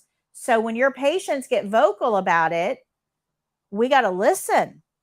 If the patient says, I'm uncomfortable, I need to be turned, or I need my position fixed, don't say, yeah, I'll get to it in a little while. We've got to act on this right away. Does that make sense? Good? All right. So our general guideline here is that patients that can't move on their own must be turned every 2 hours around the clock or as often as required by the care plan. There are 2 hours is general. That's what we call industry standard. That's the general recommendation. But there are patients. I was a hospice nurse for a long time, and a lot of my care plans with hospice patients was to turn them every hour or when they complained of discomfort. Now, the reason that I'm turning hospice patients even more often is because they're in the dying process. which means their heart isn't beating very well. They're not getting good blood flow to those capillaries. That tissue is going to break down so much quicker. They don't have good protein intake, which is essential for repairing tissues. There's a lot of reasons why I would avoid pressure sore development by asking you to turn them more often. Okay. So all of those things are going to factor into my decision on how often this needs to happen. So we have a turning clock. Remember, this has to happen every 2 hours around the clock. We have a turning clock that we use. So if the patient starts on their left side, they're going to go onto their back. In 2 hours, we're going to turn them on their right side. 2 hours later, we'll put them on their back. 2 hours later, we'll turn them on their left side. 2 hours later, back on their back. Right, back. Make sense? Good. So every 2 hours around the clock, we're going to change their position. Does that mean we're waking them up at 2 a.m.? Yes, it does. Don't think you're going to do your patients a favor and let them sleep all night. Oh, I feel so bad for Mr. Hopkins. I have to wake him up every 2 hours. I want him to get a good night's sleep. I'm just going to let him sleep through the night. But do you have to wake them? Don't do that, because you may let them sleep, but when they wake up, they're going to have a pressure sore the size of Texas. And it's going to take us 2 years to get it fixed. So what's that? They're very crazy. Yes, bed sores. We have a friend that had one. She's heavy set, and it was at her tailbone. She had that here. She literally got infected in the tailbone, and she's already had 3 surgeries to keep trying to get the infection out, all because of a mishap of a surgery from the beginning. Oh, that's heartbreaking. It's very heartbreaking. And she's young. She's very young too. She's a little older than she's younger than her actually. Yeah. Oh my gosh. Yeah. It's very Wow. sad. Very sad. Yeah, what we do matters. It does. Absolutely. You don't realize it, but it like set in the bone, and she's already lost like a lot of the tailbone, and now she's got to go back in again. She's on IV antibiotics in the hospital again. Oh my gosh. It is. You don't realize it until you see it and hear it. Yeah. That is a string of failures that would contribute to that situation. Yeah. We can do better than that, I think. And that's why I go over this in detail, because pressure sores, you can recover from a lot of illnesses and a lot of injuries, or you can at the very least learn to accommodate them. But if you get a pressure sore, your chances of dying go up dramatically. So preventing these is actually kind of our number one initiative as a CNA. So if you've got a patient who isn't moving around a whole lot, I need you to remember that patients that don't move need to be turned how often? If it's not on the care plan, should you just kind of ignore that and say, well, I guess it doesn't apply to this patient? No, what could you do? Use your common knowledge. Okay. Ask the nurse. Okay, ask the nurse. Absolutely. There it is. Yeah, so you'd read the care plan, nothing on the care plan about turning the patient. They're not turning themselves. It's got to be done every 2 hours at least. So if it's not on the care plan and you can't do this on your own, remember, we don't decide. But yeah, we do normal, but we're going to go to the nurse, say, hey, I'm confused. I know about pressure sores. I had a whole hour lecture on it in CNA school. I know they're bad and I know we can prevent them, but there's nothing on the care plan. Should I be turning this patient? And watch them go, oh yeah, I should have put that on. You sure it's not on the care plan? So that you'll help remind them. But remember, when I am writing a care plan, I'm not sitting in a room locked away from others where I can concentrate. I'm sitting at the nurse's station where you're coming up and telling me about a patient who was throwing up, and you're coming up and telling me about a patient that needs pain medication, and a family member is coming up to ask about lab values, and the doctor's calling on the phone because I've got to take an order. There's a lot of things going on. Do you think that things might get missed now and then? Yeah. So we should be working as a team. You should be able to identify, hey, there should be something here on this. Let me bring it to the nurse's attention. instead of ignoring it and letting this patient get a bed sore. Good. Teamwork. It's what makes it work. All right. Let me go back here. All right. So these next 3 slides are reminders. Please remember the patient needs to be in the middle of the bed, not on the edges, especially after they've been turned on their side. If you just flip somebody onto their side, they're going to flip right onto the floor. So we're going to scoot them toward us and then roll them away. Now, you can scoot them yourself. You can also ask them to scoot if they're able. If you remember this care plan, it said the patient is unable to assist with turning. Doesn't say they can't scoot. So for the test, you can actually ask the patient, can you scoot toward me? But in a clinical setting, if they can't, we can use a draw sheet or we can move them in segments. Now, a draw sheet is simply a flat sheet folded in half and put on the bed underneath the patient to act as a sling. That's all it is. Just a top sheet folded in half long ways, put on the bed underneath the patient.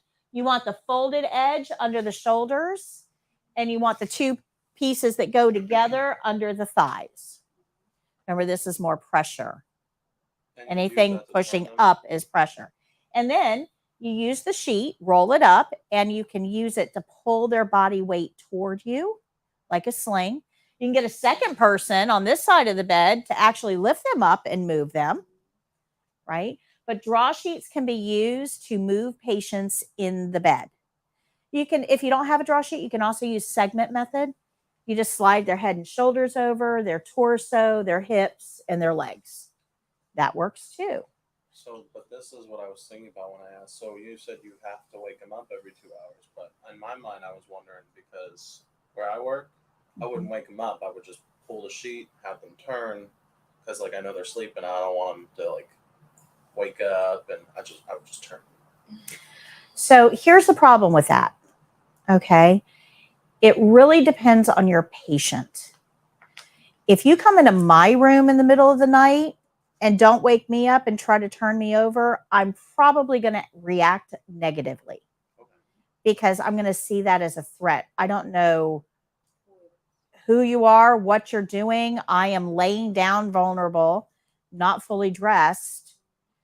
And if I've got somebody that puts their hands on me when I'm sleeping, remember, sleeping is vulnerable, I might react negatively. Okay, start screaming or hitting or something like that. I personally am not a fan of that. I would gently wake them. Now, you don't have to like wake them. I'm not going to flip on the light and, that type of thing. But I'm definitely going to, kind of tap them and say, I'm going to turn you on your side now. They can kind of tune out. They know what's happening, but I'm not going to get that fear reaction. Does that make sense? Yeah. So talking to your patients, explaining what you're doing, especially if they're sleeping, because remember, sleeping is vulnerable. Sleeping is vulnerable, is probably a better option. Wouldn't you have to knock before you have to go into a patient's room? Yes, you should. You should. Now, Even if they're sleeping? yes. Now, this is where, and I know where you're coming from because this is where it gets muddy. Okay. So yes, I'm teaching you to knock before you enter the room all the time, especially if your patient is laying down because it's vulnerable, right? But let's say that we've got this lady over here. We've been working with her for 5 years. It's a long-term care setting. We know her. She knows us. We do this every 2 hours around the clock for 5 years, right? It's 2 a.m. and she's got a roommate who's not immobile and trying to sleep. I may not knock.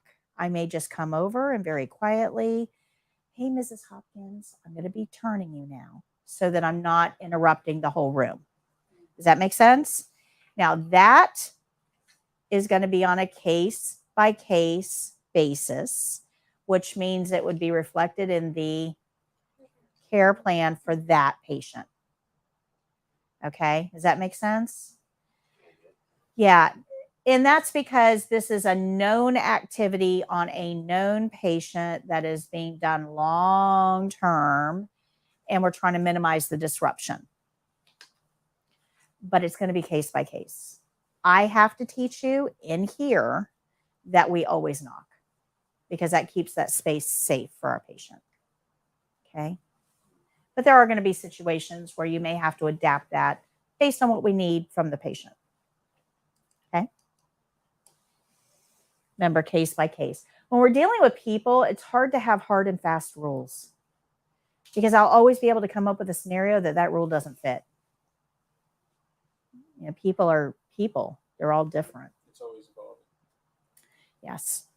Yeah. If you ever have a question, who would you ask? The nurse. Yeah. And that's where I would go for that information. Hey, we've been working with Mrs. Hopkins for 5 years. Do I really have to wake her up? Do I have to knock before I go in the room at 2 a.m.? If this is a sexual assault patient, absolutely. You better never enter that room without a knock. Ever. Because your patient will react negatively. So I'm going to look at that on a case-by-case basis. Okay. All right. So once we have the order to turn our patient on their side, whatever side it is, in this case, care plan tells us left side, we're going to scoot them toward us using whatever method we're going to use, you know, whether it's a draw sheet, a segment, or just ask them to scoot. Once we get them on the side of the bed, we are going to use a very specific process to get them ready for the turn. We don't just grab them and flip them over. That's a lot of effort on us, but it's also a lot of risk of injury on them. So we're going to set this up a little bit differently. We have 4 extremities, 1, 2, 3, 4. They're each color-coded here. We're going to take the furthest arm and put it over their head like this. We're going to take the closest arm and cross their chest like this. So remember, we always turn a patient facing away from us, right? We've learned that. You're starting to see that we kind of build on things that we learned. Okay. So I've got the patient scooted toward me, and I know I'm going to turn them so they're rolled away from me. I already know that. That's part of scoot and roll. So that means if I'm going to turn them on their left side, I'm on this side of the bed because I'm going to roll them away from me. So the furthest arm goes up. The closest arm goes over like this. So if I were turning them on their left, they would be like this. If I were turning them on their right, I would be on the other side of the bed, furthest arm up, closest arm over. Good? Questions? Furthest arm up, closest arm over. Then we get down to the legs. The closest knee is going to be bent with a foot flat on the bed. So this is what I call the TV watching position, right? So we're going to bend the knee, put the foot flat on the bed. And the furthest knee is going to be angled out, but kind of laying on the bed. When you do this, arm up, arm over, knee bent, knee angled. When you do this, turning them on their side is super easy. You can turn somebody 3 times your body weight with no stress on you or them.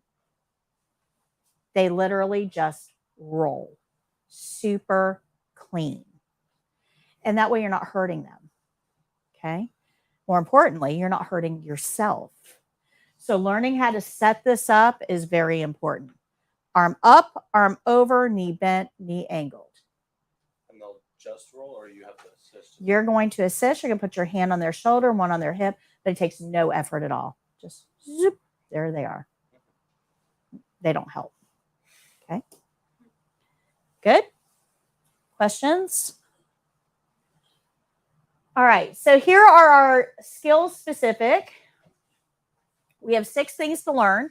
Remember, we already know to follow the care plan, do our opening, evaluate gloves, use a barrier, privacy blanket, linens we aren't going to hold against us, scoot and roll, and closing. We already know all those. This is all we have to learn. 6 steps. That's it.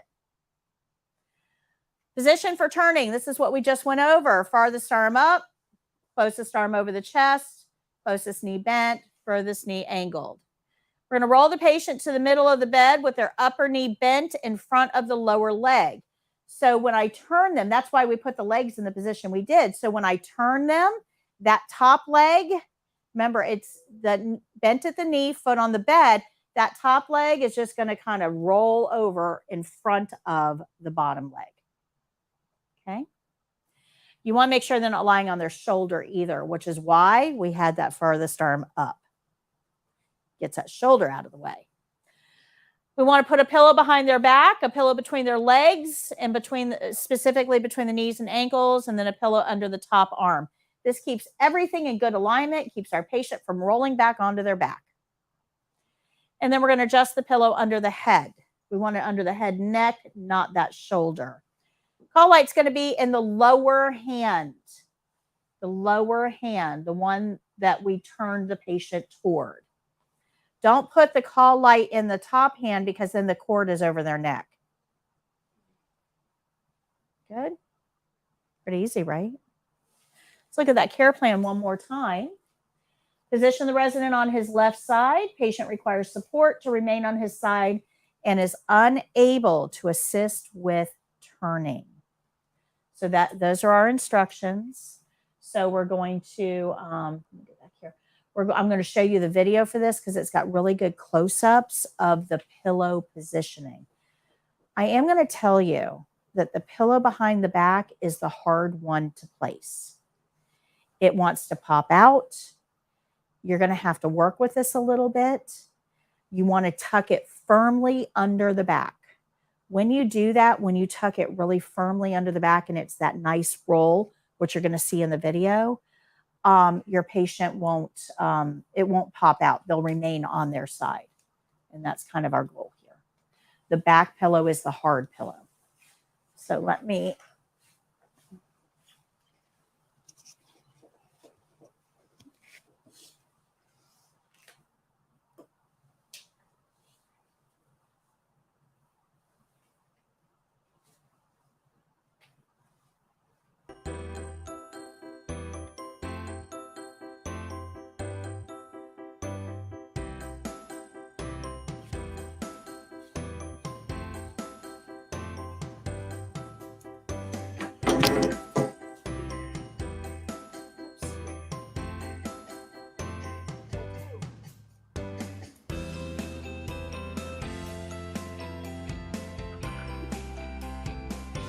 my sound is quiet as those guys. Sorry.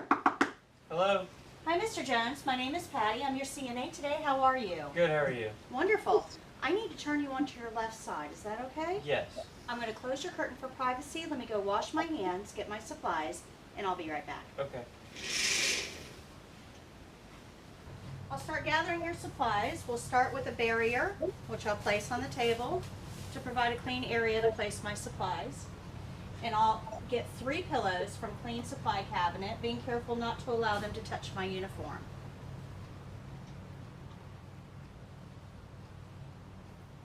Mr. Jones, I'm going to place this blanket over you, and this will help keep you warm and protect your privacy while we do this skill.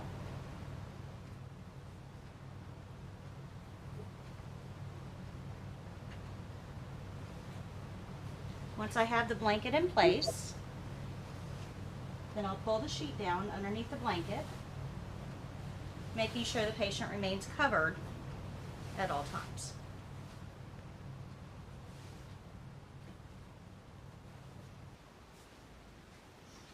Okay, Mr. Jones, if I could have you scoot toward me, please. I'm going to place your furthest arm above your head and cross your closest arm over your chest. I'm going to bend the closest knee and put the foot flat on the bed. And I'm going to angle the furthest knee out a little bit. Okay, now I'm going to turn you onto your side. 1, 2, 3. See how easy they roll? Super smooth. Okay, I'm going to take the first pillow and put it in an angle up against the back, and I'm going to tuck this top edge underneath the patient by pushing down on the pillow and under his back. This edge will roll up, and then it too will be pushed down and under, forming a roll along the back. But that farm will act like a natural stopping it. Yeah, it will. Okay, now I'm going to position a pillow between the 2 legs. got some nice little socks. By lifting the top leg and laying the pillow lengthwise between the two legs, specifically between the knees and the ankles, to prevent those bony areas from rubbing together. This pillow is going to be placed underneath the upper arm. This will help keep the arm in a neutral position as the patient remains on their side. And then I'm going to adjust the pillow underneath the head to make sure that it's not under the shoulder and it remains only under the head and the neck. And then move the arm to a more comfortable position. Is that comfortable, Mr. Jones? Yes. Okay, I'm going to place the colic directly in your hand.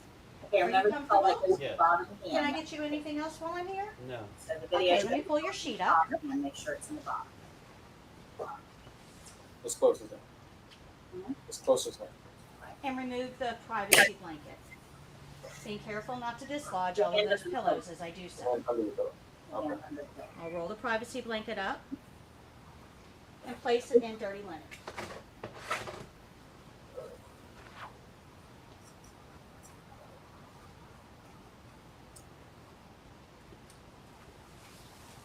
The barrier will be thrown away. How detrimental is that to your score? Minimal. Okay, Mr. Jones, I'm going to open your privacy curtain now. Is there anything else I can get for you while I'm here? No, thank you. Okay, I'll see you soon. Let me go wash my hands. After washing my hands, I'll review all the steps of my skill, make any corrections, and tell the evaluator my skill is done. So are these your forever videos, or are you ever going to do that? Well, I'm actually, next month I'm not. Yeah, some of the requirements have changed. They've added some new checkpoints. So next month I'll be redoing all the videos With Mr. Jones? with Mr. Jones. He's actually going with me to the conference in 2 weeks, the YouTube conference. Is he still a CNA? Or? So no, he's my son. Get Oh, out! is he? Yep. We were talking about him like, That's- wow, he's a robot. Yeah, that's why. Well, that's why I use him. If you go back and look at my very first videos, which I've got most of those logged down because they're truly awful. I mean, they're bad. They're bad. But if you go back and look at those, I had used some other people, but a lot of those it's only natural when you're in front of the camera to kind of make it about you, right? You know, you're going to ham it up a little bit. And that's the problem is now the focus is on the patient, not the skill. So your attention is going to be on what they're doing and their facial expression. I don't want that. I need the focus on what I'm doing, not on me, not on him, but the task itself. And he is really, really good at not focusing attention on him. And that's why I continuously use him as my he's my son and, mom says, but he's really, really good at minimizing the focus on him. So he is a really, really good asset for that. I'm really going to be doing one skill plan for the test, right? Or is there like multiple? You're going to have a set of 3 skills. So in your book on page, I can't remember the page now, 25. These are all of the testing care plan sets. Each one has 3 skills. I know we went over this on day 1, but I threw so much information at you, you probably don't remember this.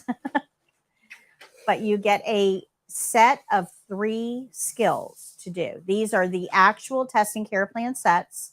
There's 11 they have to choose from. They're going to pick 1 for you to perform. Okay. This skill, the one that you just saw, I believe is only on 1 skill set. No, I'm sorry, 2. It's on 2 skills. 3. Oh, geez.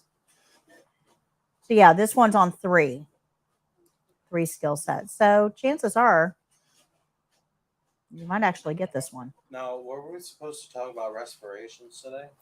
No, we're actually going to be doing that next week. I've moved that until next week because we've got to do the test registration today, and that's going to take quite a bit of time. Okay. That costs money, right? You're not paying me. Okay. I'm going to give you the paperwork. We're going to go over it in class. I actually have step-by-step instructions. I have a video where I do a test registration on the screen that I'm going to tell you about that you can use. But you're going to register on your own. You pay when you register, and that's between you and Prometric. I'm just going to give you all the information to register and the registration form, but you register when you're ready. Okay, good. Questions? Normally when you register, how long do you have? Okay, so we're going to talk about the timeline when I go through the registration, but short answer is about 3 to 4 weeks from the time that you register until you're testing. Some people are as low as 2, some people as long as 4. The average is right around 3. Okay, Debbie says, can I carefully lift the top sheet while placing the pillow without using a protective blanket in case I forget the blanket? Because all this time I was practicing without using a blanket. Yes, that's a very good point, Debbie. Yes, you can. You don't have to use a privacy blanket for this one. You've got a sheet on the patient, but the problem is the sheet is tucked in. And trying to lift the leg with the sheet tucked in becomes problematic. So now you've got to untuck the sheet, put the pillow in place, and then retuck the sheet, which you can do if you want to. That's fine. There's no problem with that, as long as the patient remains covered. Doesn't matter whether it's a sheet or a blanket, as long as the patient remains covered, you're good. I teach that anytime the patient's uncovered or undressed, we use a privacy blanket, just because one rule simplifies everything. That doesn't mean it's the only way it can be done. But for me, I'm all about simplifying instruction. The easier I can make it, the more consistent it is, the more you're likely to actually remember it. So the way that I teach is anytime the patient's uncovered or undressed, let's use a privacy blanket. But you can use the sheet. All right, so let's go on to foot care. This is on page 118.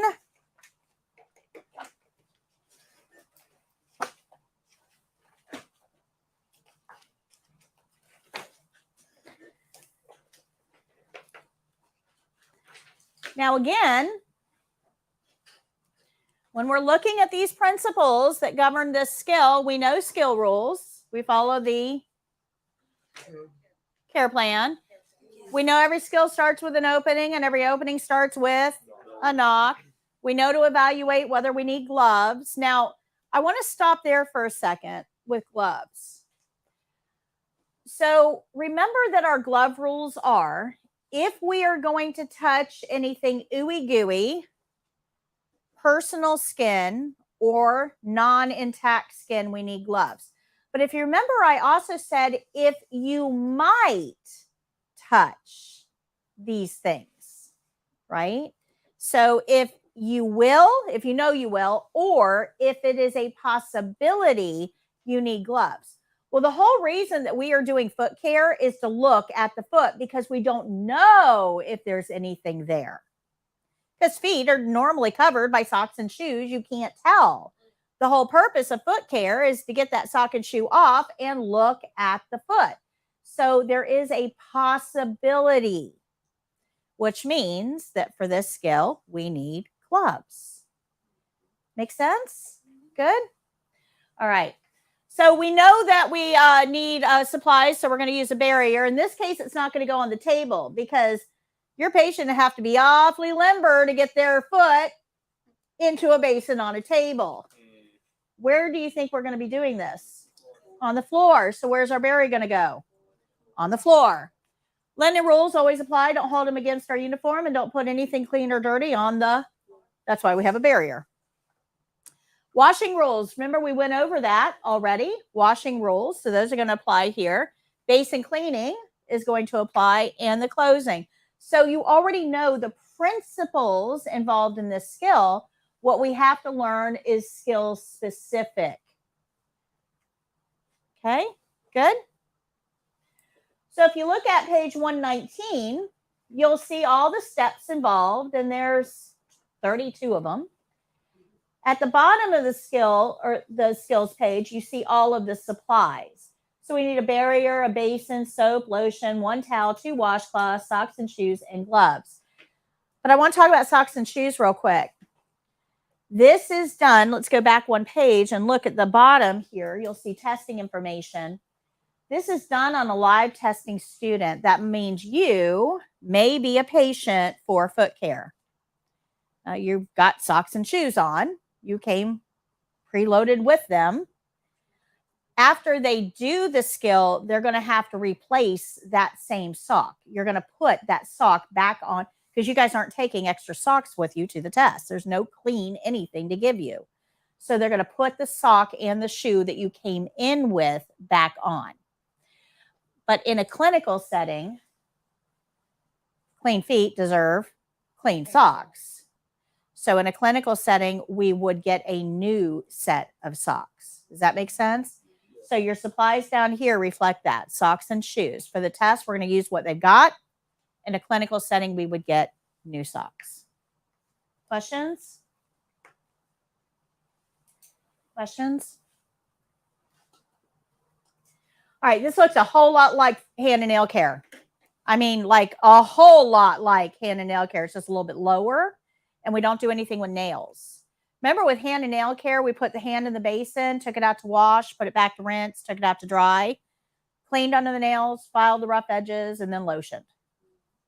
Well, foot care, very, very similar, but we're not doing anything with nails. So we're going to put the foot in the basin, take it out to wash, put it back into rinse, take it out to dry, observe, look at the skin, and then we're going to lotion.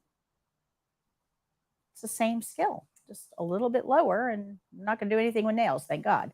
So you wouldn't file the nail? But nope, we're not going to do anything with nails, but we are going to look because all long-term care facilities have a podiatrist that comes into the facility once a month. Now, they only see the people on the list. So you do foot care on a patient, you notice there's an issue, you tell the nurse puts them on the list. The podiatrist comes in, gets the list, and says, okay, these 5 people I'm going to see today. Okay. If you didn't do foot care, they're not going to be on the list. If you did foot care and didn't tell the nurse that there's an issue, they're not going to be on the list. And the podiatrist does not go room to room and ask, do you need me? Do you need me? They don't do that. They only see the people on the list. Good? So even though we are not filing the nails or cleaning under the nails or grinding them down or any of those kind of things, that's not our job. Our job is to look and see if any of those things need to be done. And then let the nurse know. Good?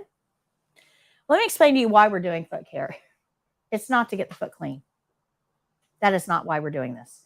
Feet get cleaned in the shower. We're not doing foot care to clean the feet. We're doing foot care to look at the feet. Used to be years ago, we would just tell CNAs, hey, I need you to look at every patient's feet every shift. And the CNA would go, like, I don't have enough to do, right? So Mrs. Jones, she says, I got to look at your feet. Yep, you got feet. All right. I don't know what the big deal was here. Why did I need to do that? I mean, of course she has feet. That's not what this was, because feet are often hidden. And a lot of our patients have circulation problems and diabetes, which we're going to talk about in a minute, that can contribute to injuries or wounds or problems on the feet that don't get seen because they're always in socks and shoes. So these injuries or wounds fester, and then they become really, really hard to heal. If we can get to them early, we have a much better opportunity. So the whole purpose of foot care is to get you to look at the foot.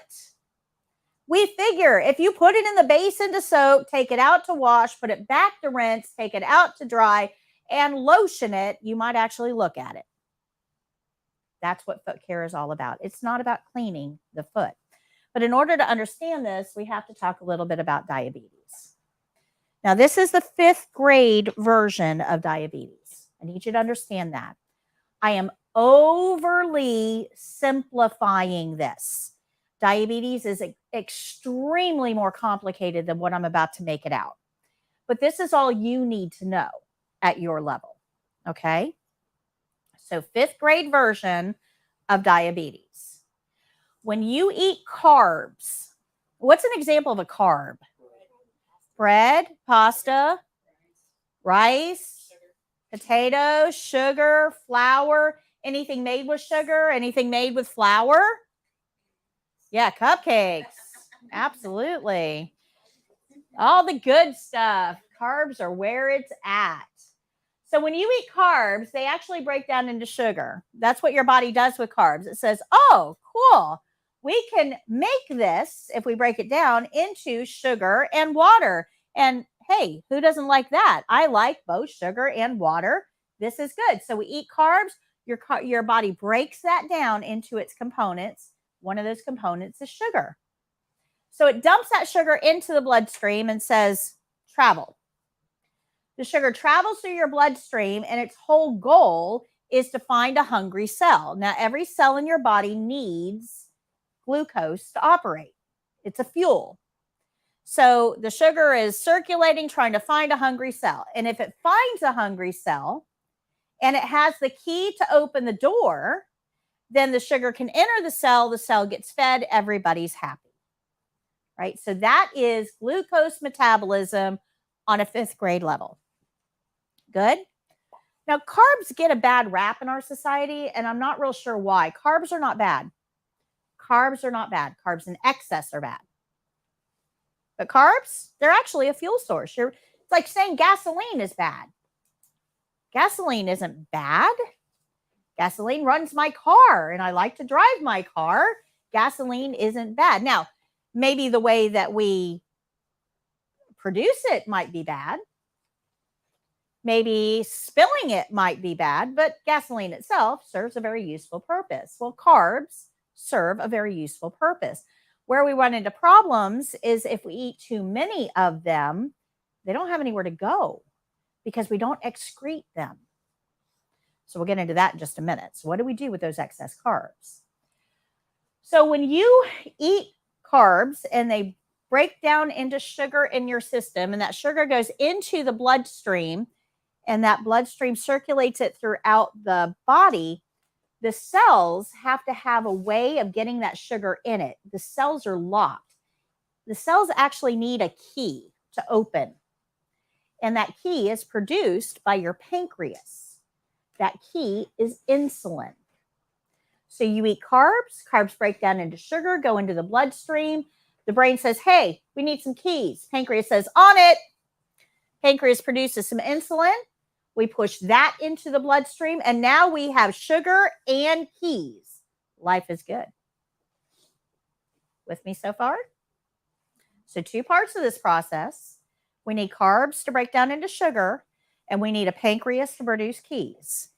If you don't have both of those, we have a problem. So this is a normally functioning system. You've got a hungry cell. Cell tells the brain, hey, I'm starving. Brain says, cool, I'll send some glucose your way. So we've got some sugar and a key.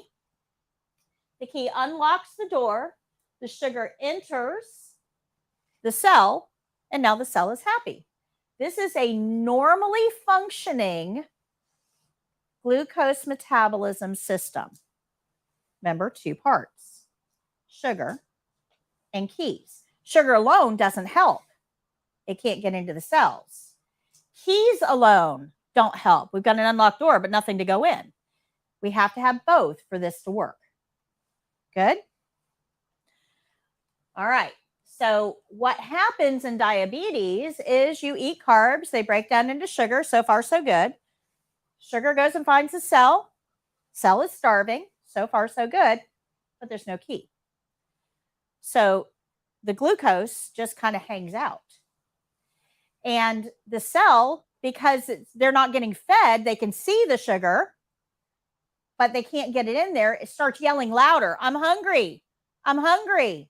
The brain says, oh, let me send more glucose your way. Sends more glucose, but it can't get into the cell. Cell is now screaming, I'm starving. Brain says, oh, well, you must need glucose. Let me send some more glucose your way.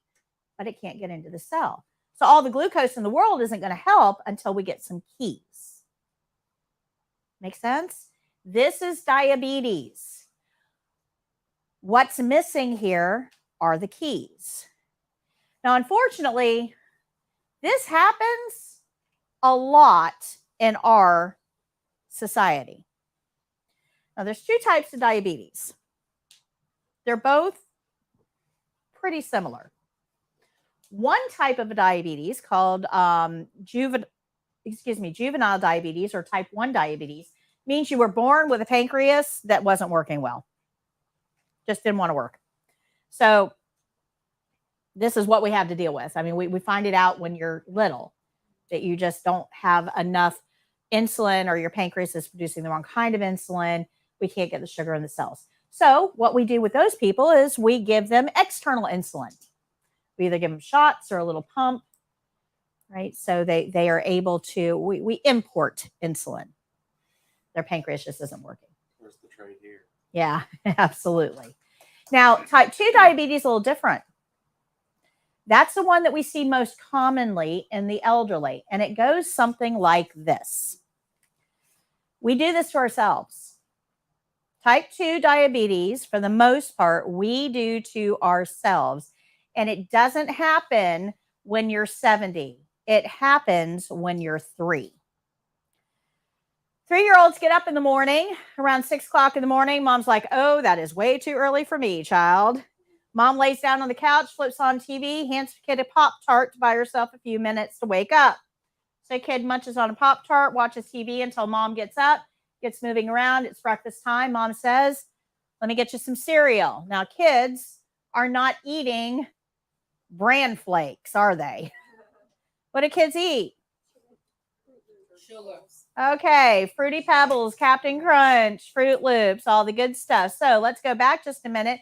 They had Pop-Tarts. Pop-Tarts are carbs. Carbs broke down into sugar, went into the bloodstream. Pancreas had to produce some keys. Now we're doing some Fruity Pebbles. Fruity Pebbles are carbs. They break down into sugar that goes into the bloodstream. The pancreas has to produce some keys. So mid-morning comes along. Kid gets hungry. Mom says, okay, let's get you some fruit.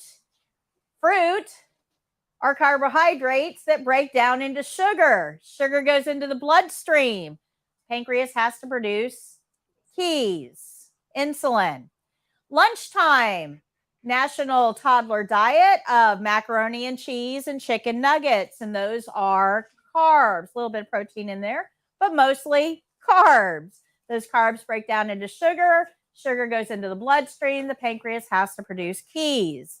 Afternoon snack time, we're going to give a little Debbie something, some sort of snack cake. Those are carbs.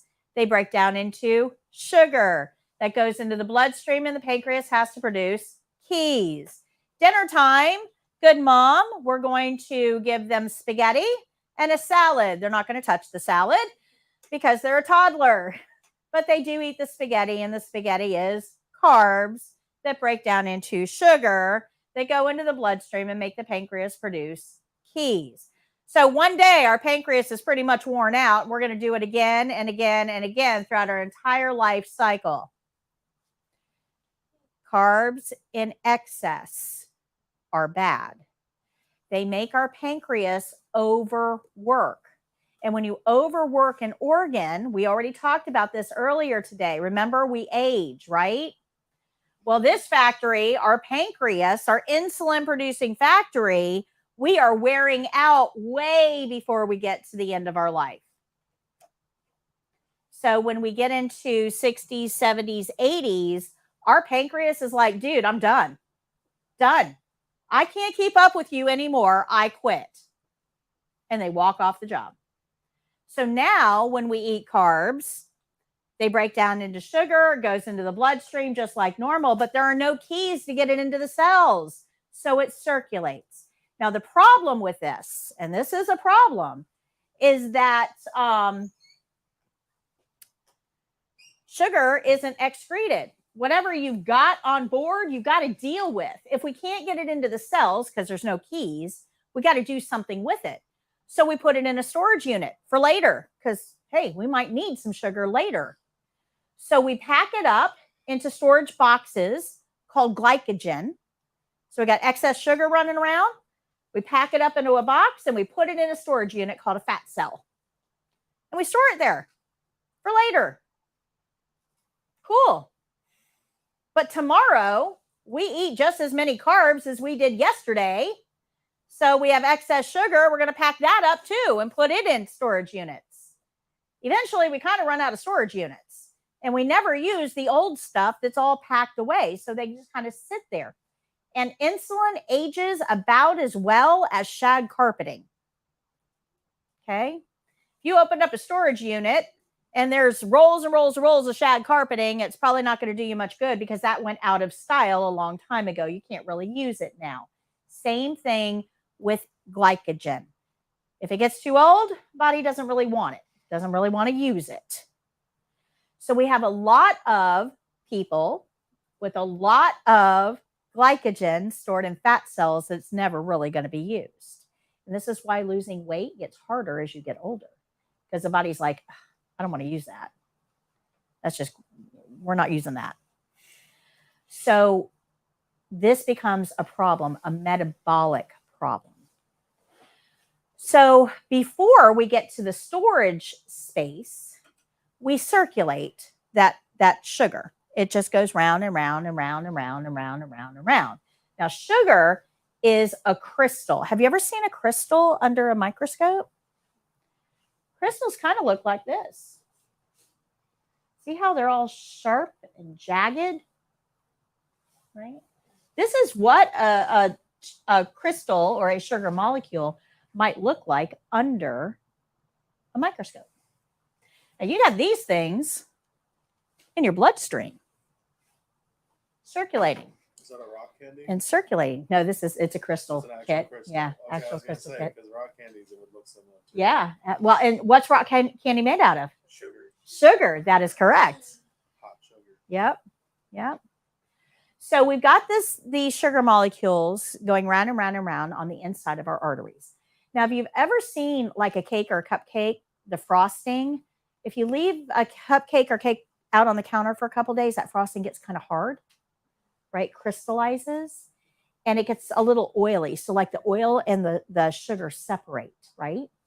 Well, that is what lines the insides of your arteries. Those sugar molecules that don't really have anywhere else to go, they start to settle on the inside of your arteries. And because they're hard, it makes the inside of your arteries stiff. So now your arteries can't expand and contract the way they're supposed to. But because they're crystals and have a bunch of sharp edges, they start to collect things that are floating by. Things like cholesterol, which looks like pizza cheese in your arteries. But legit, it looks like cholesterol looks like pizza cheese floating through your arteries. It's going to get all wound up in those crystals. So as we develop diabetes, when our pancreas gives out, says, I'm not working anymore, we have excess sugar in our bloodstream and nowhere for it to go, and it starts to line our arteries, it's going to create a big gloopy mess. So when you're born, your arteries look like this. This is a nice, clean artery. This is awesome. I wish my arteries still looked like this. But over time, your arteries aren't going to maintain this nice, clean appearance. You will actually end up with a little bit of buildup over time. And it's hard to tell, but you can see that the walls are a little bit thicker. That means we've reduced the size of our garden hose that our blood flows through. That's going to increase the pressure on the inside of that garden hose. We call that high blood pressure. So as we develop diabetes, what are we going to develop with it? High blood pressure. Now, if we don't take this warning sign, hey, wake up, cut back on those carbs. If we don't take that warning sign, our arteries start to look like this. Remember I said pizza cheese, guys. That is what we have here. We have cell fragments. We have, cholesterol, fat, all kinds of stuff. that's going to build up. This is bad. I mean, it's blocked off like almost half of our arteries. That means our blood flow, where we should be getting this much blood, we're only getting this much blood. So what do you think is going to happen to our healing ability? Slows down. That's right. It makes it harder to heal stuff. Now, this is a huge wake-up call. This is when your doctor is saying, if you don't make a change, life as you know it is going to suffer, right? So this is our wake-up call. This is our, hey, serious time here. And if we don't listen to that, we end up with arteries that look like this. This is a diabetic patient that did not control their diabetes. Now, there's a principle here that you need to know. Anytime blood slows down or stops, it tends to clot. So we have slowed this blood flow. So what do you think could happen to our blood? Yeah, clots, which if it happens in the small blood vessels of your heart, it's called a heart attack. If it happens in the small vessels in your brain, we call it a stroke. Yep. Bad stuff, right? There's nothing good going on here, guys. Nothing good at all. So we need to be aware that when we have diabetes, we've got to really work on controlling our carbohydrate intake so that we're not taking in more than we can actually use. We don't want this stuff to circulate round and round and round. Now, if you understand this young and you can make some changes in your diet now, you can actually avoid this. That would be a good thing. The best thing you can do for diabetes is not get it, right? Don't be a diabetic patient. Good? Questions? So does this apply to like all types of sugars? Sure. Fructose, sucrose, galactose. Yeah. All sugars. Too much of anything's bad. That's right. That's right.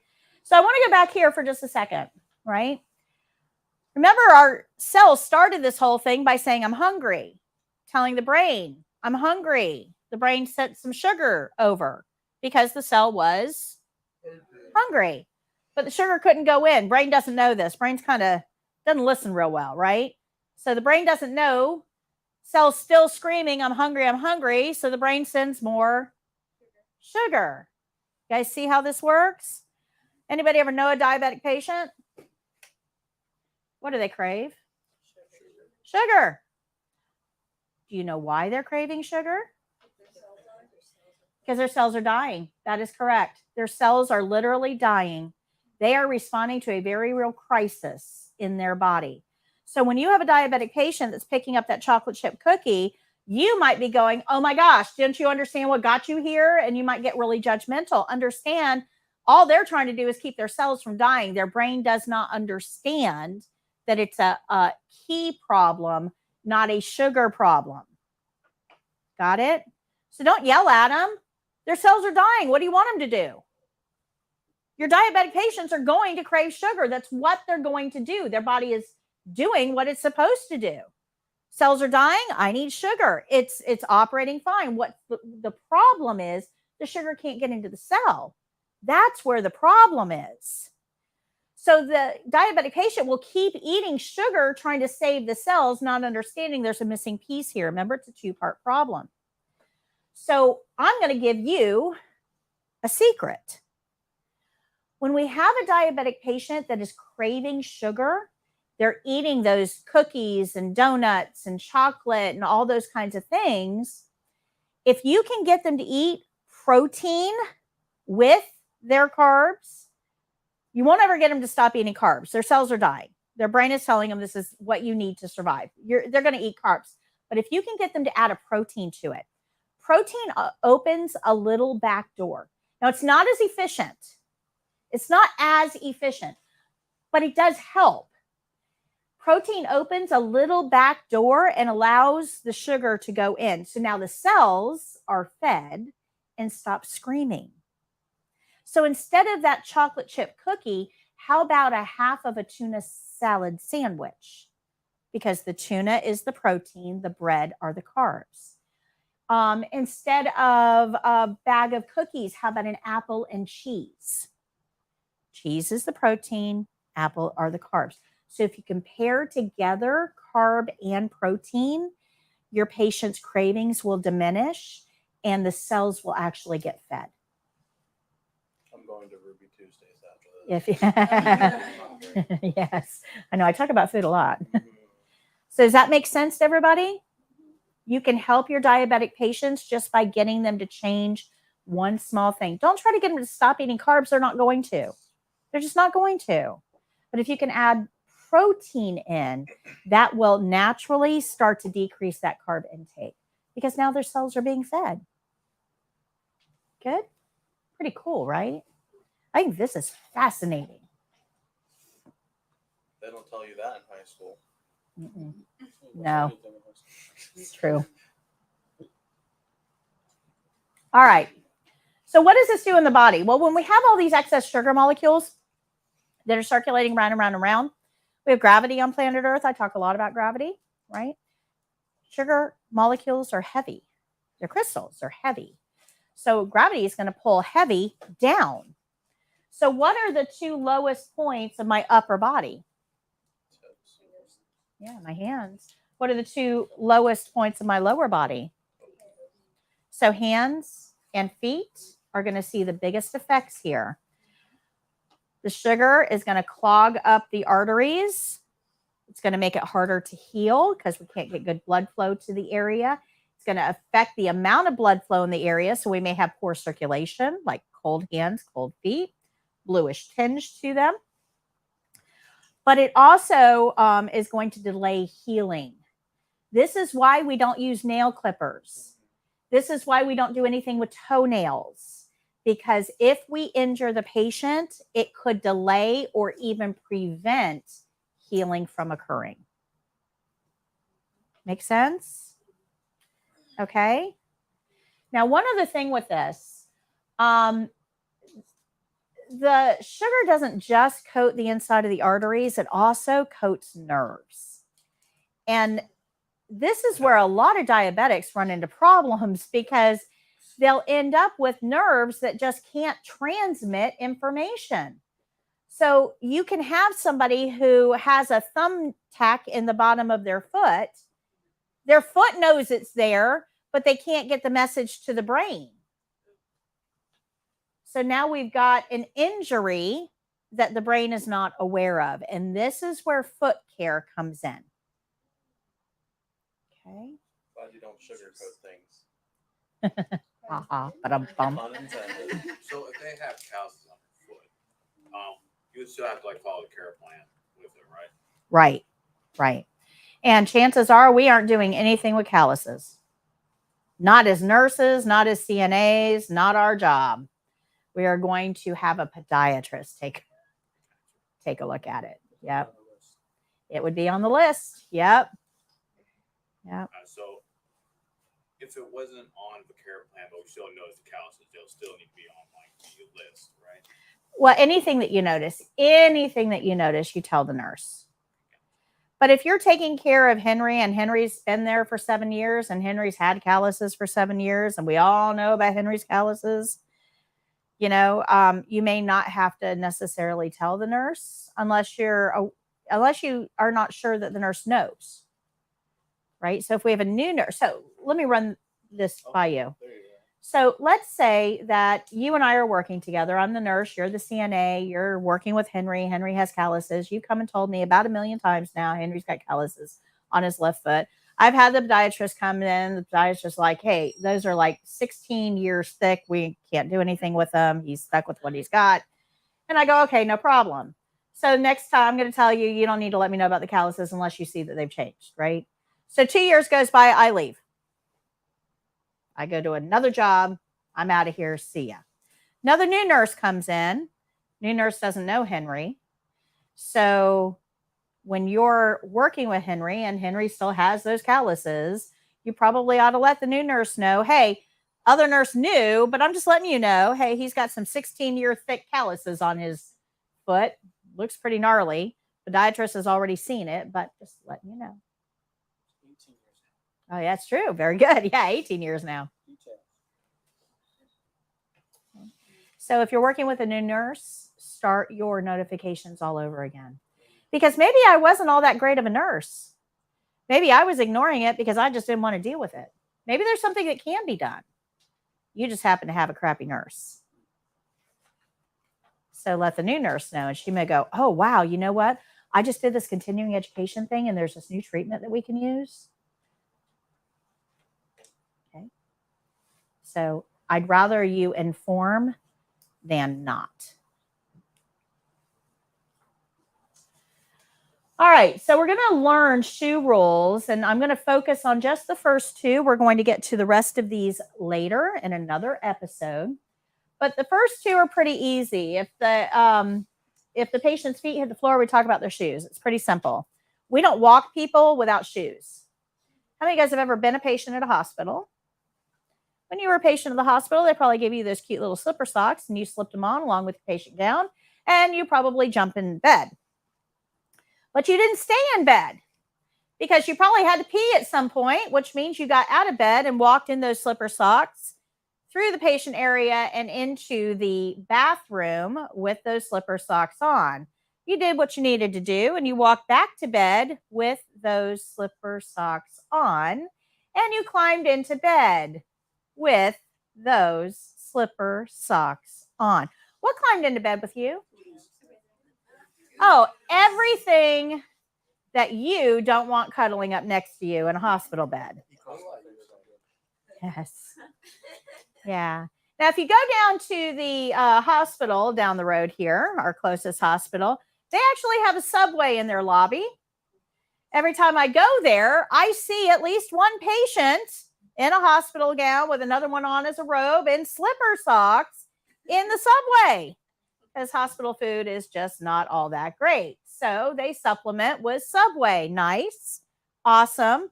But do you know what they have walked through to get into the elevator, downstairs, through the hallway, and into a non-patient specific environment where anybody can walk in those slipper socks? And then they wear those slipper socks to bed. Are those things clean? No. But remember, we just talked about diabetes, right? And diabetes can affect your ability to feel injuries. So what if this person stepped on something like a piece of broken glass? Because we get flower delivery, and those flowers always come in glass vases. And you would be shocked at how many of those things fall and break. There is glass on the floor because not all of those shards get picked up. Would you let a toddler walk around barefoot in that environment? Then why do we think it's perfectly okay for our patients to? We got to get better about this. So if the patient's feet hit the floor, we talk about their shoes. They need to have them. If they don't have any, who do we tell? The nurse. It's their problem to solve, not ours. Remember that slipper socks are not enough to protect against pathogens and injury. They're not enough. So when we're doing foot care, we're going to put the sock back on and the shoe. Got it? Applies in assisted facilities too. Every facility. You should not be walking patients anywhere without shoes. No, sharp objects are all around. Okay. So here are our specifics for this particular skill. We're going to soak the foot. We'll support it while we move it. We're going to wash, rinse, and dry. Once we're done with that and we've looked at the foot, we're going to lotion. But we don't want to put lotion between the toes because that's warm, dark, moist. Lotion's going to hold in moisture. So we end up with usually athlete's foot growing. So no lotion between the toes. You want to inspect all surfaces. Now, I do want to, for the test, it's not a checkpoint that says, did they verbalize that they were looking at all surfaces? There's no checkpoint that says that, but I think you should. I think you should say something out loud like, I'm looking at the foot, or the skin is in good condition, or I don't see any wounds. I would verbalize something out loud so that they know that you know why you're there. This isn't about washing the foot. It's about observing. Okay. No bare feet on the floor. Replace the sock and remove wrinkles. Remember, anything will present an area of pressure. Remember that? We learned about pressure. So wrinkles in the bed, wrinkles in a sock, anything that pressure is pushing down onto will present a bed sore issue. And then apply and secure your shoe over the sock. So any questions on this? I'm going to show you the video. I am not getting on the floor, guys. Nope. My knee is not going to let that happen. So let me show you this video.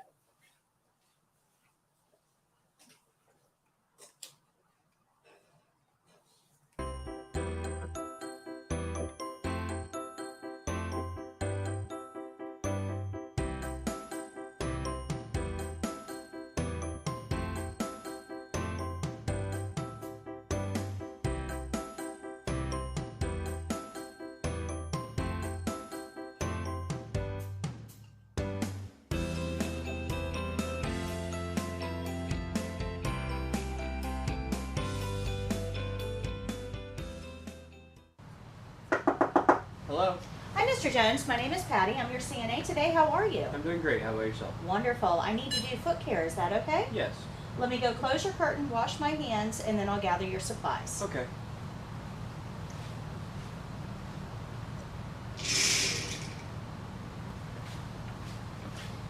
Okay, I'm going to get a barrier, and we'll place this on the floor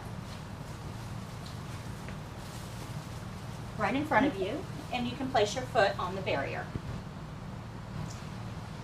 I'm going to get a basin, soap, and lotion. We'll place that on the barrier. I'm going to get 2 washcloths and a towel and a set of gloves.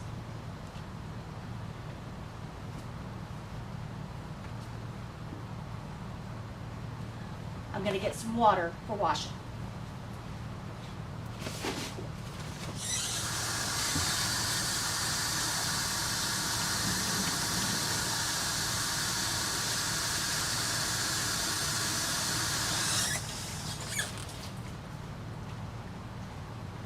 Okay, Mr. Jones, would you like to check the water temperature and make sure it's okay? Yes.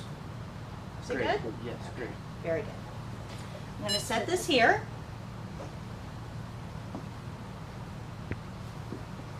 And I'm going to kneel on the barrier and apply my gloves. I'm going to roll up your pants leg and lift your foot so I can remove your sock.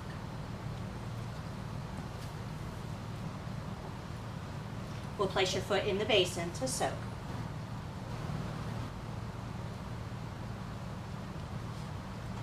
I'll take the first washcloth and wring it out, making sure that your foot is wet.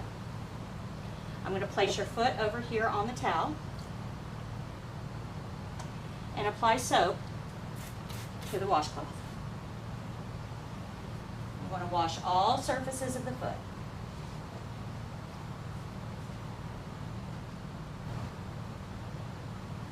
I'm going to lift your foot up so I can wash the bottom, and I'll observe for any red areas, wounds, sores, or any other abnormalities. We'll put your foot back in the basin to rinse.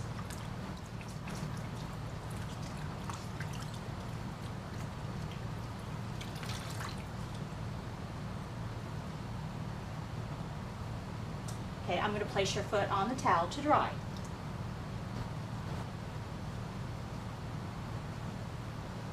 And I'll ensure all surfaces have been dried thoroughly. I'll take one of the narrow edges and go between your toes to blot.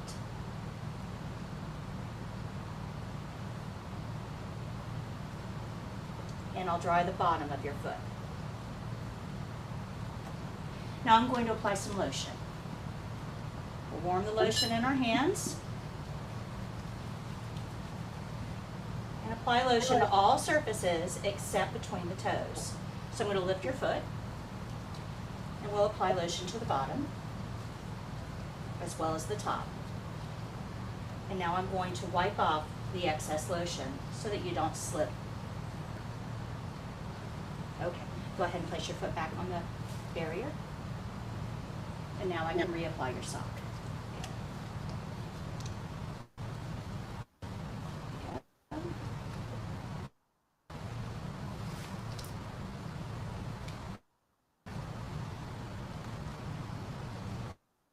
And we'll put your shoe back on. Can you slide your foot in there for me, please?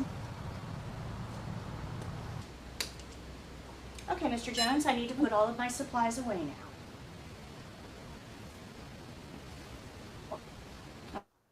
I'm going to gather my dirty linen and place it in the dirty linen hamper. I'm going to take the basin to the sink and clean according to the basin cleaning procedure.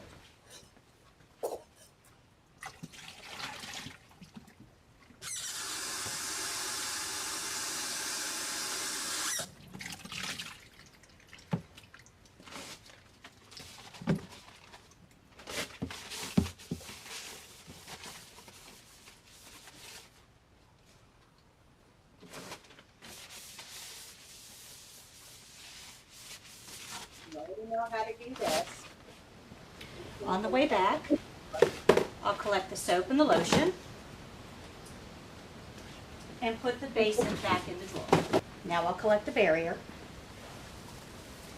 and throw it away. Now I can remove my gloves. Okay, Mr. Jones, are you comfortable? Yes. Is there anything else I can get for you while I'm here? No, thank you. Okay, your call light is here. If you should need anything at all, please let me know.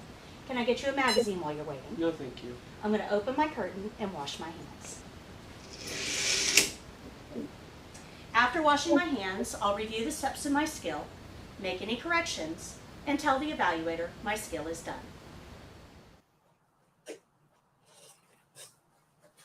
How old is he? In that, 24? 2016. So he's not in the medical field?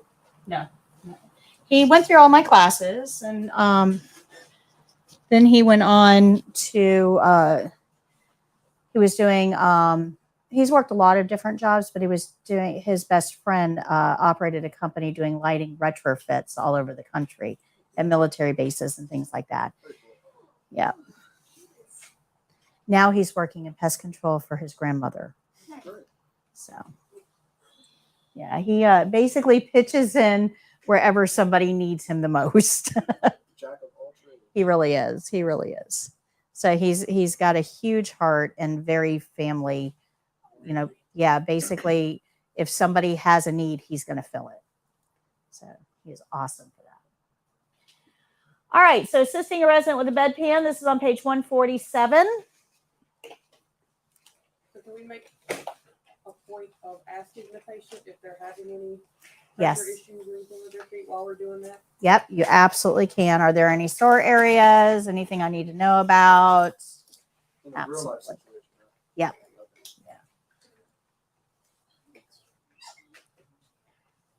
Okay, so this skill, again, if we look at the principles involved, we're going to follow the care plan. We're going to do our opening. We're going to be working with body fluids. So do we need gloves? Yes. We are going to use supplies. Now, this skill, the barrier is optional, and I'll tell you why in a minute. Scoot and roll, because the patient has to remain in the middle of the bed. Basin cleaning and closing. We already know all of those. So we've got some new steps we need to learn. This is not a hard skill. It really isn't. But there's a lot of steps to it. It does tend to get a little complex. So page 148 tells you step-by-step instructions. You see on the bottom of the page, you'll see barrier and underpad. They look alike. That's because they are. A barrier is an underpad. For this skill, we're actually going to use an underpad for what it's supposed to be used for. So you can, just like every other skill, put a barrier on the table and put your supplies on the barrier. Like every other skill we do, it's perfectly okay. You will not see me do that in the video. The reason for that is I personally find it distasteful to put a toileting item on an eating surface. Even though there's a barrier, I don't like that. So when you watch me do this, you'll see I do this without putting anything on the table. I just get my things as I need them. Okay, does that make sense? But you can put a barrier on the table and put all of your supplies on the barrier. Perfectly acceptable. I just don't like it. Okay, good. All right, this is going to require 2 sets of gloves too. So this is our first skill that's going to require 2 sets of gloves. That means there's going to be a glove change. And I'm going to explain why when we get to that point. Let me go back a page just real quick and point out to you, this is our test specific information down here. If you look, you may be a patient for this skill. Now, before all of you freak out, this is a simulation skill. You will remain fully clothed. You are not going to pee anywhere. This is simulating only. So if you look at the top of the page, remember we follow that care plan, right? If you look at the top of the page up here, the care plan tells you the resident has requested to use a bedpan. The resident is not wearing undergarments and is able to wipe self. And the resident is able to move as directed. So let me explain how this works. For the test, if you are a patient for this skill, you're going to remain fully clothed. They're going to give you a patient gown to put on over your clothing. And then you're going to lay down in the bed. So you will have a gown on, but it's over your existing clothing. The reason that this care plan says that they're not wearing undergarments is they don't want anyone to try to help you out of those clothes. Because now the evaluator can point to the care plan and say, the care plan says they don't need that. Good. It also says the resident's able to wipe themselves because we don't want a CNA student who's testing to be all up in your business. Okay, so the evaluator can point to the care plan and say they don't need that. Good, makes sense? So what's in the care plan there is specifically designed to protect you if you're a patient for this skill. Okay, good. So you're not actually going to pee, but somebody will put a bedpan under you. They will. They're also going to take a bedpan out from under you, but there's not going to be anything in it. So keep that in mind as you're practicing. Let me explain to you the most important step for bedpan, though. The most important step has nothing to do with using a bedpan. If I have a bedpan and I have a patient laying in bed, just like this, if I put a bedpan underneath their middle, what does it do to their middle? How many of you ladies can pee uphill?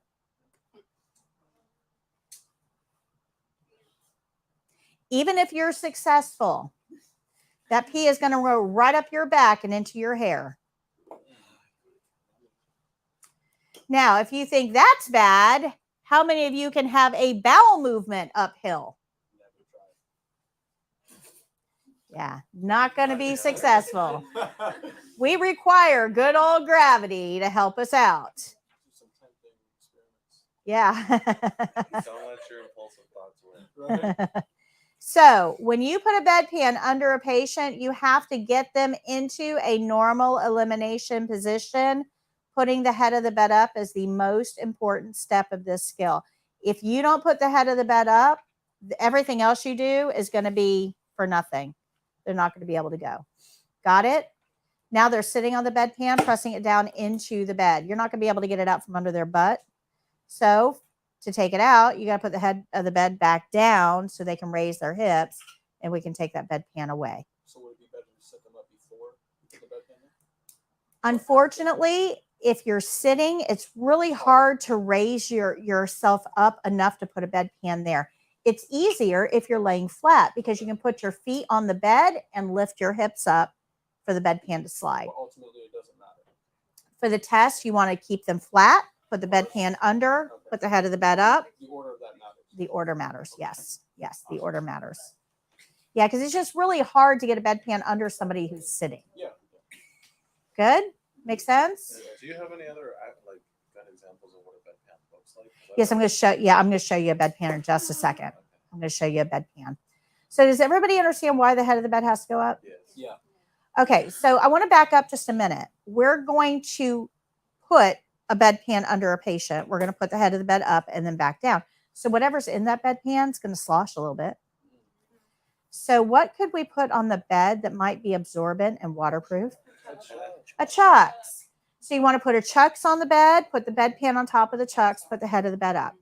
Good? All right, when you're putting the chucks under the patient, they have a bare butt. I know they do because my care plan tells me they have a bare butt. Bare butts have butt juice. Do you want to put your bare hands under a bare butt? So what do we need to put the chucks in place? Gloves. So we're going to put some gloves on, put a chucks under the patient, put the bedpan under the patient, and we know we have to put the head of the bed up. You now have butt juice gloves. Do you want to touch that bed controller with butt juice gloves? So what do you think you need to do? Change and wash. Yeah, so we're going to take the gloves off. Now, we can wash if we want to, but it's not necessary because we don't have any other patients. This is it. This is the only patient I got. So I don't have to wash. If I was in a clinical setting, would I have to wash? If I'm going to go see other patients? Yes. But for the test, we're not going anywhere. We're literally on the other side of the curtain waiting for them to say, I'm done. Not going anywhere. So we don't have to wash. You can if you want to. And when you come back, when they say they're done, we're going to put the head of the bed back down and we got to take that bedpan out. So what do we need? Gloves. So we would want to put our gloves on before we take the bedpan away. Good? No butt juice. Yep.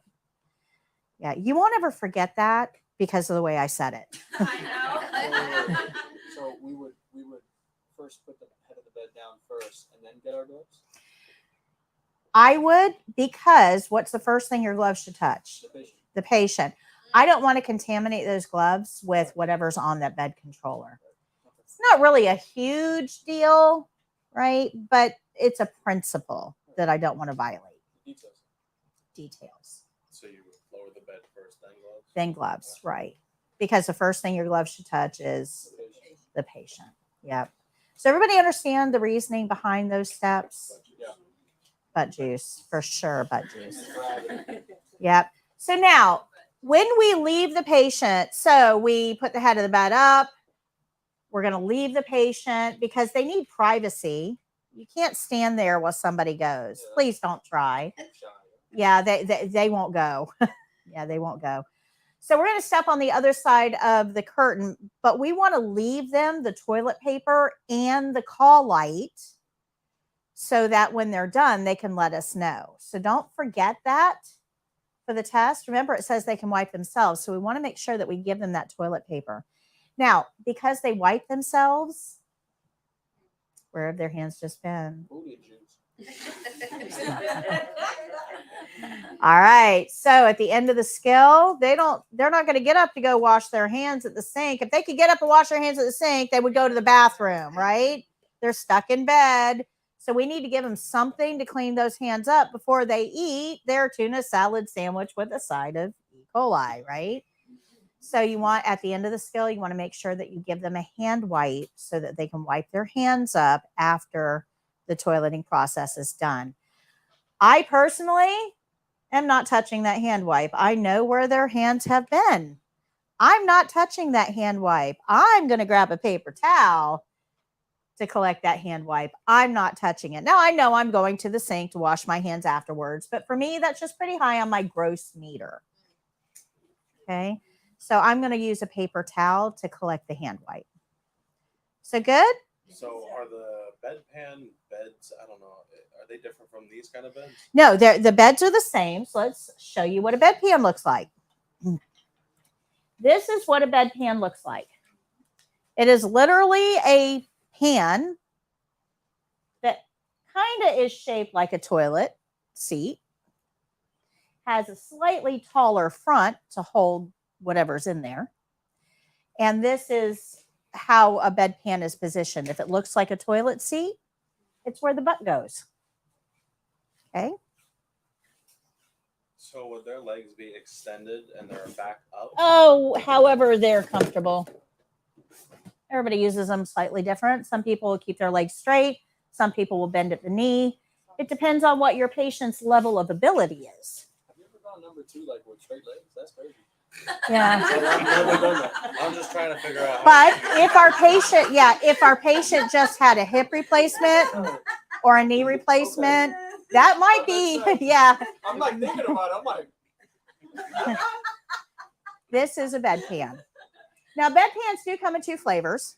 There's this one, which is called a pontoon bedpan. And then there's one that's thinner. And it's not shaped quite like this. It's more of a triangle shape. And it's more for people who can't lift their hips. So those hip replacement patients, when they do have to remain more flat. So that would be called a fracture bedpan, because we use it usually with pelvic fractures or hip replacements. It's thinner. It's not going to hold as much. This is what we call a standard bedpan or a pontoon bedpan. I don't know why it's called a pontoon bedpan. I don't know. so do we not Because use there's a like party metal in ones? there. What's that? Do we not use metal ones anymore? No, we don't use metal. Okay. I always see them in like movies and stuff. I'm like, What? Yeah, no, we don't use metal. Metal is cold. Oh yeah. Oh. Cold makes you clench. yeah, for sure. So would they be at risk of falling over on that? So they're in the middle of the It's bed. like really trying to Yeah, but it's also like here. I think it's because there just- is no like surface for it to go. Like in Yeah. movies they have like a surface where it goes inside, so you're not actually like sitting on top of it. You're like on the bed. Yeah, no, this goes on the bed, but it's going to press down into the mattress. Okay. Oh yeah. And remember that different size tushes are going to fit a little different on here, right? Okay. Smaller tushes might fit pretty good. Bigger tushes, you're going to have a little overlap. The Okay. reason I ask is because like if they go to wipe and they have their legs extended and they're leaning, that's putting a lot of weight on one side. Yeah. I figure you'd fall Yeah. over. I guess it would depend on them. So wiping is difficult. I know our care plan said that our patient can wipe. I'm going to tell you in real life, you're going to be helping because of the undercarriage. Okay. We've got this under a patient. Patient is sitting here. Their undercarriage is going to extend down into the bedpan. It's going to be very hard to get past the undercarriage to clean whatever it is you need to clean, especially in that modified sitting position. So in most cases, we're going to be helping our patients clean up. In most cases. Okay. Our care plan, thankfully, tells us we don't have to. Yay. Yay. That's a good day at Test World So it's up to the patient to figure it out for the for the test. test. For the test, they're not actually going to be going. They're not Yes. actually going to be cleaning themselves. Yeah. So we're pretending. Okay. In a clinical setting, it is kind of up to our patient because a lot of our patients aren't going to be comfortable with us being in this personal private area. They're going to figure it out, right? Because they don't want us there. There's other patients that aren't going to have the ability and they're going to need help getting cleaned up. Okay. But I think that part of what you're fixating on, I'm going to solve with what I'm about to say. Okay. So I'm going to pass this around so everybody can see what a bedpan looks like and how it operates. All right. So remember that as the nurse, my job is to find out all real problems and potential problems, right? Well, toileting is a real problem because I know my patient's going to have to go every shift. I got to solve this first. In fact, on care plans, this is one of the very first things we address is toileting. Toileting and eating are the top 2. Every patient has to eat and every patient has to go. It's universal. We got to address it. So you're actually going to see this on a report when I show you how to take report a little bit later.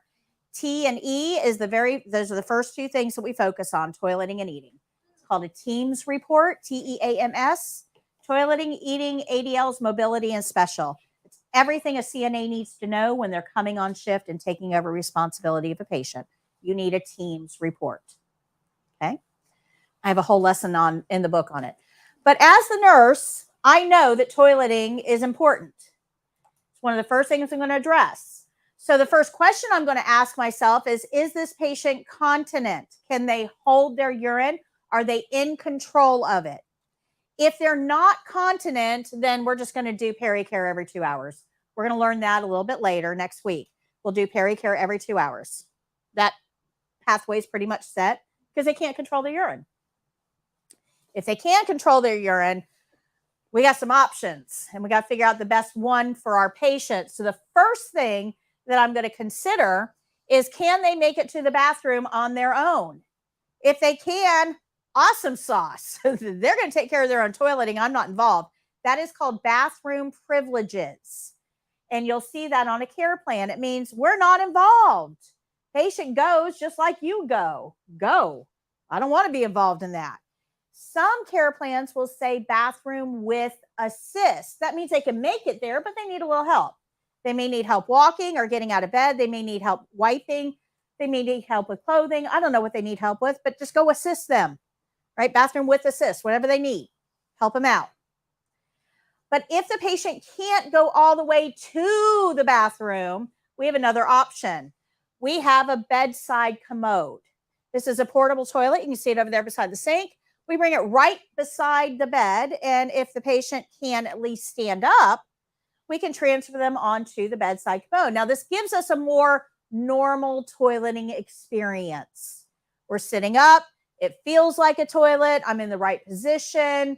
I'm going to have better results, right? So this is ideal. Get them to the bathroom. That's what they're used to. If we can't get them to the bathroom with assist, we're going to go to here, portable toilet. With or without assist, whatever our care plan says. Bedside commode with assist, bedside commode ad lib, which means they do it on their own. Now, if neither one of these will work, for whatever reason, patient can't get out of bed, can't get them to the bathroom, can't use bedside commode, I'm kind of stuck where I'm at. Now I'm left with two options. That's it, just two. The first is a catheter. Am I going to use that? I don't know. I don't know what's going on with my patient. I can only use a catheter if they physically can't go to the bathroom, like if there's a blockage or something. That's when I'm going to use a catheter. I can't use it routinely. So my last resort is the bedpan. Did you see all the stuff I had to get to before I could decide to use a bedpan? Oh, I was gonna ask how does it work when the patient has a catheter? So catheter is going to take care of urine. And we're going to get into that next Monday, not next month, a week from Monday. I have a whole lecture on catheters. I'm actually going to bring them out so you can see them and see how they work and kind of play with them. So we're going to talk more about catheters. Catheters take care of urine. They will still use bedpans for bowel movements if the patient is continent, able to control. Does the catheter go like I know it takes the urine out of it. Does it go into like a bag or a bed? A bag. Yep. Catheters drain into a bag. Let me find the word for this. What do you call the bag of poop? Like, there's some people who have like bags full of a what? Colostomy.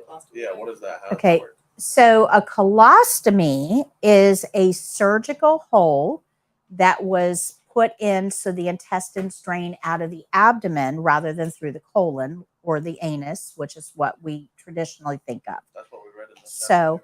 yeah, so a colostomy is an external hole in the abdomen that feces drains into. Now, that bag that's attached that holds the feces is called a colostomy bag. Now, there's a different type of bag as well. We do have rectal tubes that we can use to insert into the rectum to collect feces as it comes out, and that's just called a fecal collection bag.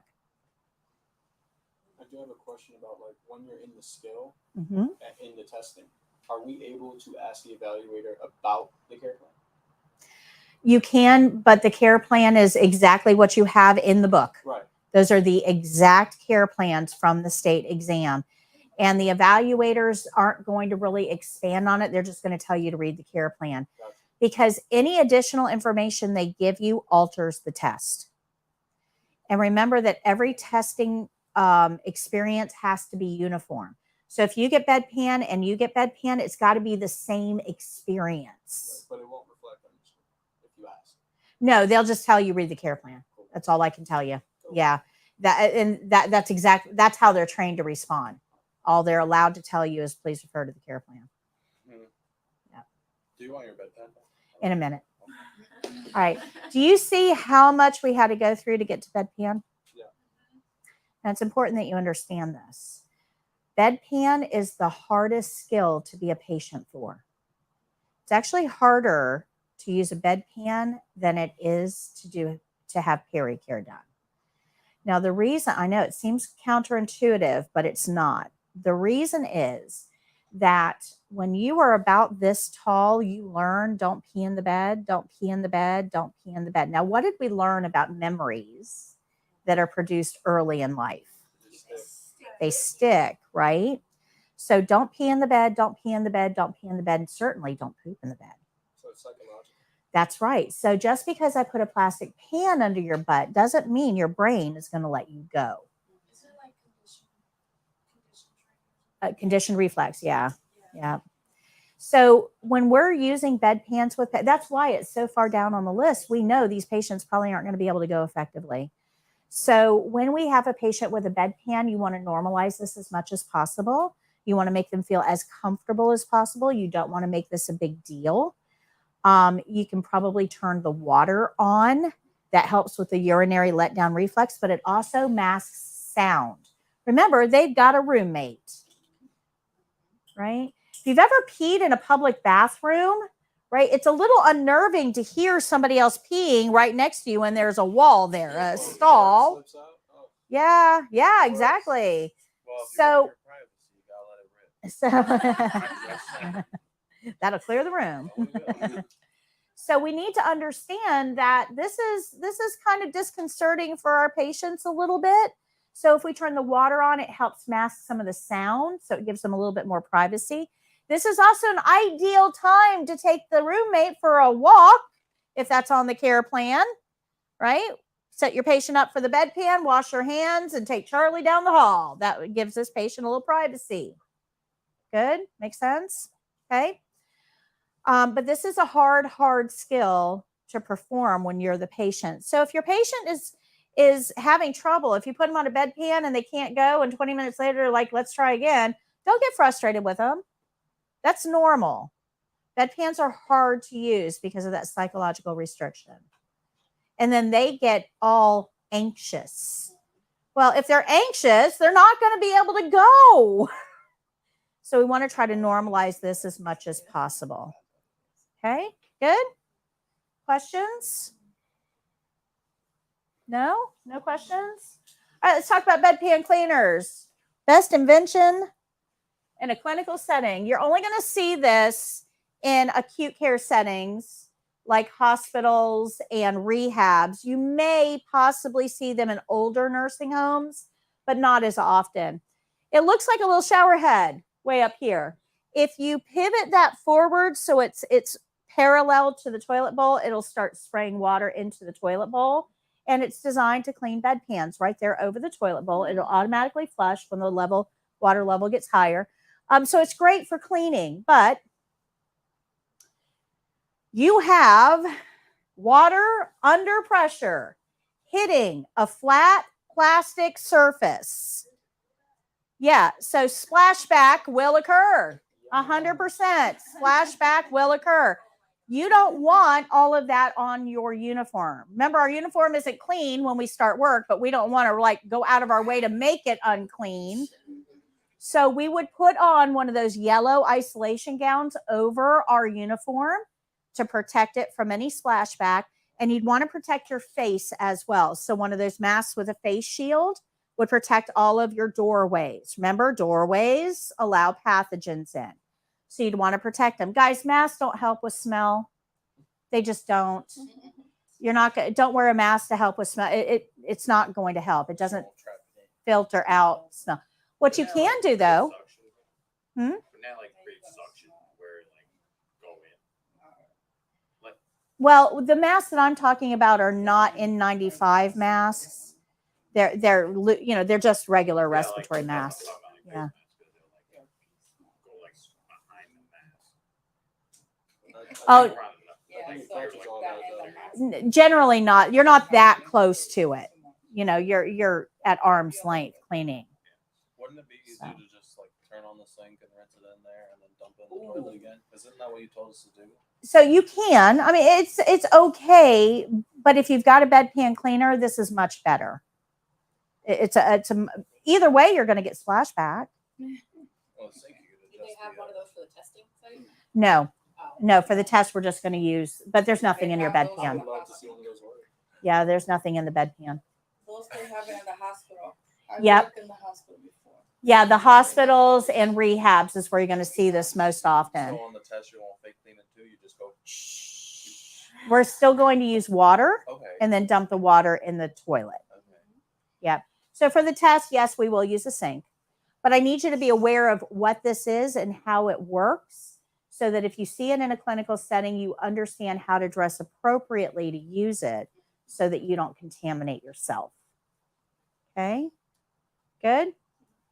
Okay, there's two things that you can do with a bedpan to make life so much easier, but you have to ask the nurse for both of them. So this is plastic. What's our body temperature? 98.7. Yeah, 98.6 roughly. All right, so you got a hot patient on a plastic pan. They're going to stick. When you try to get this out from under them, if they've been on it for anything more than a minute or two, it's going to stick to them. It's just body heat. It warms this up.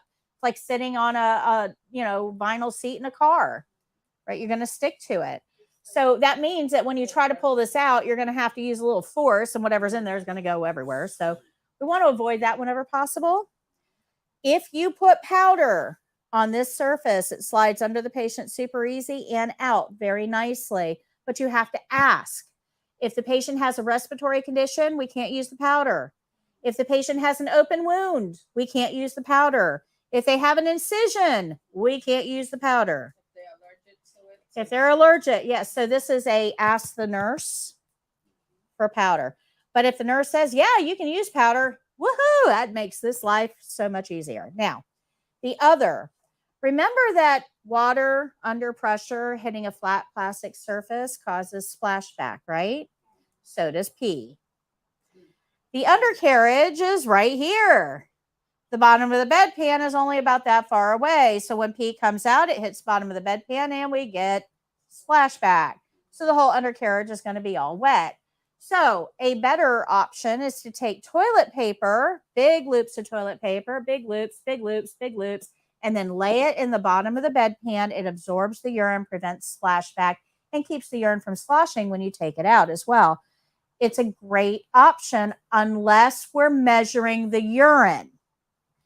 If we're measuring the urine, you can't soak it up with toilet paper. So you need to ask, can I use toilet paper and powder? If the nurse says yes, you can celebrate because bedpan just got a lot easier. You will not use either of those for the test. Okay. Bedpans are always kept in the bottom drawer. This drawer is laid out just like people. Grooming in the top, bathing in the middle, toileting on the bottom.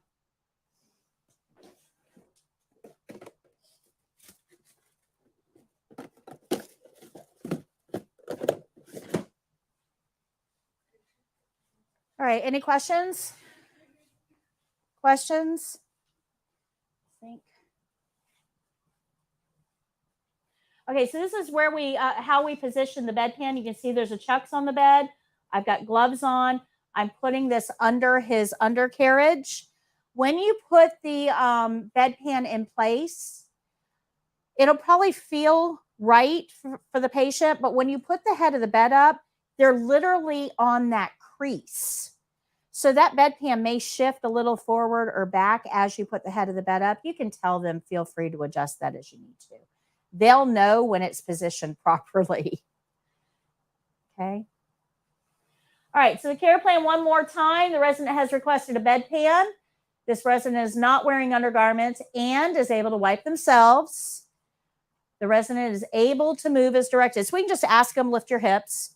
But if they couldn't lift their hips, we would roll them on their side, put the bedpan against the bottom, and roll them back on top of the bedpan. Okay, good. What happened if they too heavy? Like 800, 500 pounds? Yeah, you would go get the nurse. You'll need help. Yeah. Yeah, you're definitely going to need help with that. Absolutely. What do you call? And we actually have bariatric bedpans that are wider for patients like that. Oh, nice. Those assistive devices to help lift the patient up. What are those called? Well, there's several different, but I think you're talking about a Hoyer lift. Probably. Yeah, Hoyer lift.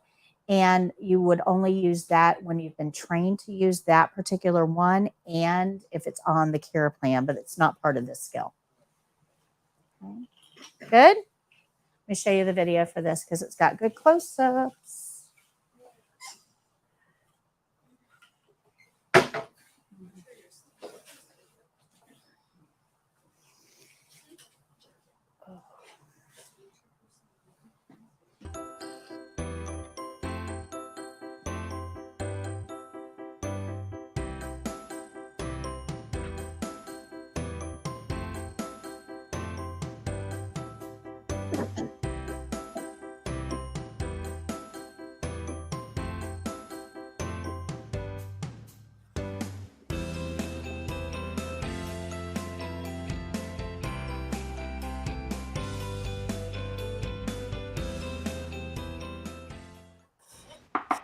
Hello.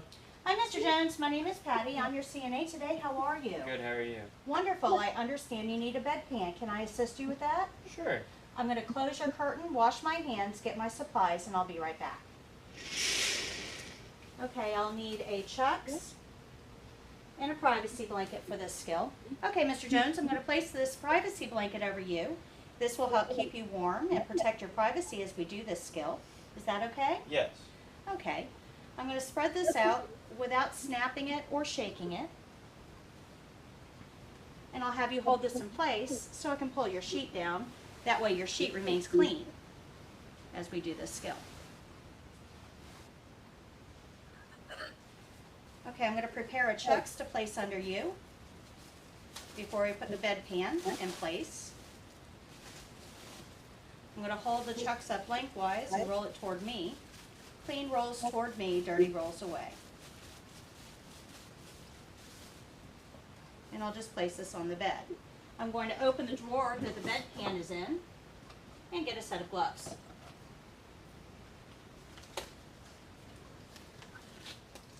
Okay, Mr. Jones, in just a moment, I'm going to ask you to bend your knees, lift your hips as high off the bed as you can, and I'm going to unroll the Chucks underneath you.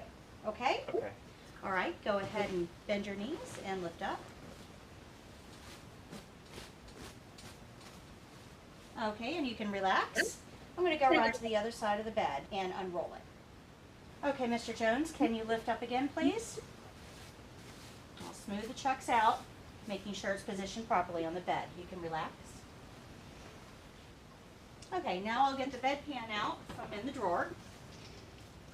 And I'm going to place this under your bottom, if I can get you to lift and relax. Is that comfortable? Yes. Okay, I'm going to put the head of the bed up, but let me remove my gloves first. Okay.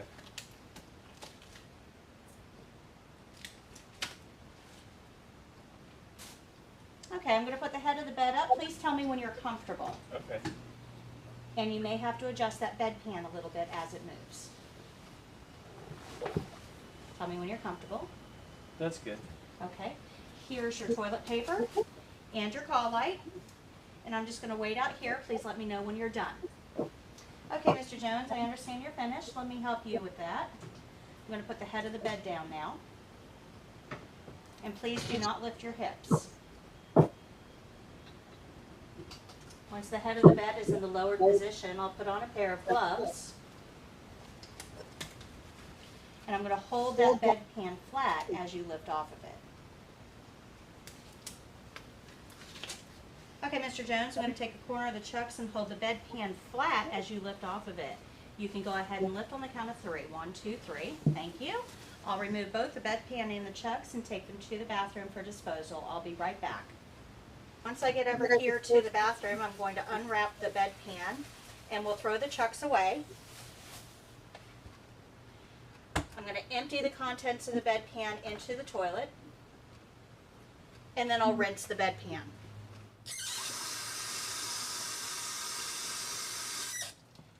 We'll deposit the rinse water into the toilet as well. And then we'll set the bedpan down to dry. I'll pick it up with a paper towel. I'm going to dry the inside. We'll throw that paper towel away. I'll dry the outside, throw that paper towel away, and get one for the drawer. Okay, I'm going to place the bedpan in the drawer along with the toilet paper. And we'll use the paper towel to close the drawer. Now I can remove my gloves.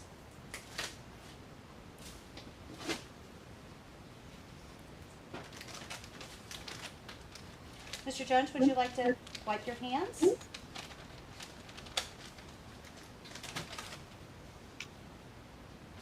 Thank you. Okay, you can relax your legs if you'd like. And I'm going to pull your sheet up and remove the privacy blanket. Want to make sure that we roll the blanket in a ball so that any trailing edges don't contaminate other surfaces. There you go. Here's your call light. I'm going to go put this in dirty linen. I'll be right back. Okay, Mr. Jones, are you comfortable? Is there Yes. anything else I can get for you while I'm here? A No. magazine, Thank perhaps? you. Your call line is there. Please let me know if there's anything that we can do. I'm going to open your curtain and go wash my hands. Thank you. After washing my hands, I'll review the steps of my skill, make any corrections, and then tell the evaluator my skill is done. All right. Questions? Questions? It's not a hard one. It's one that you'll probably want to practice in here because we have bedpans and you probably don't have any at home.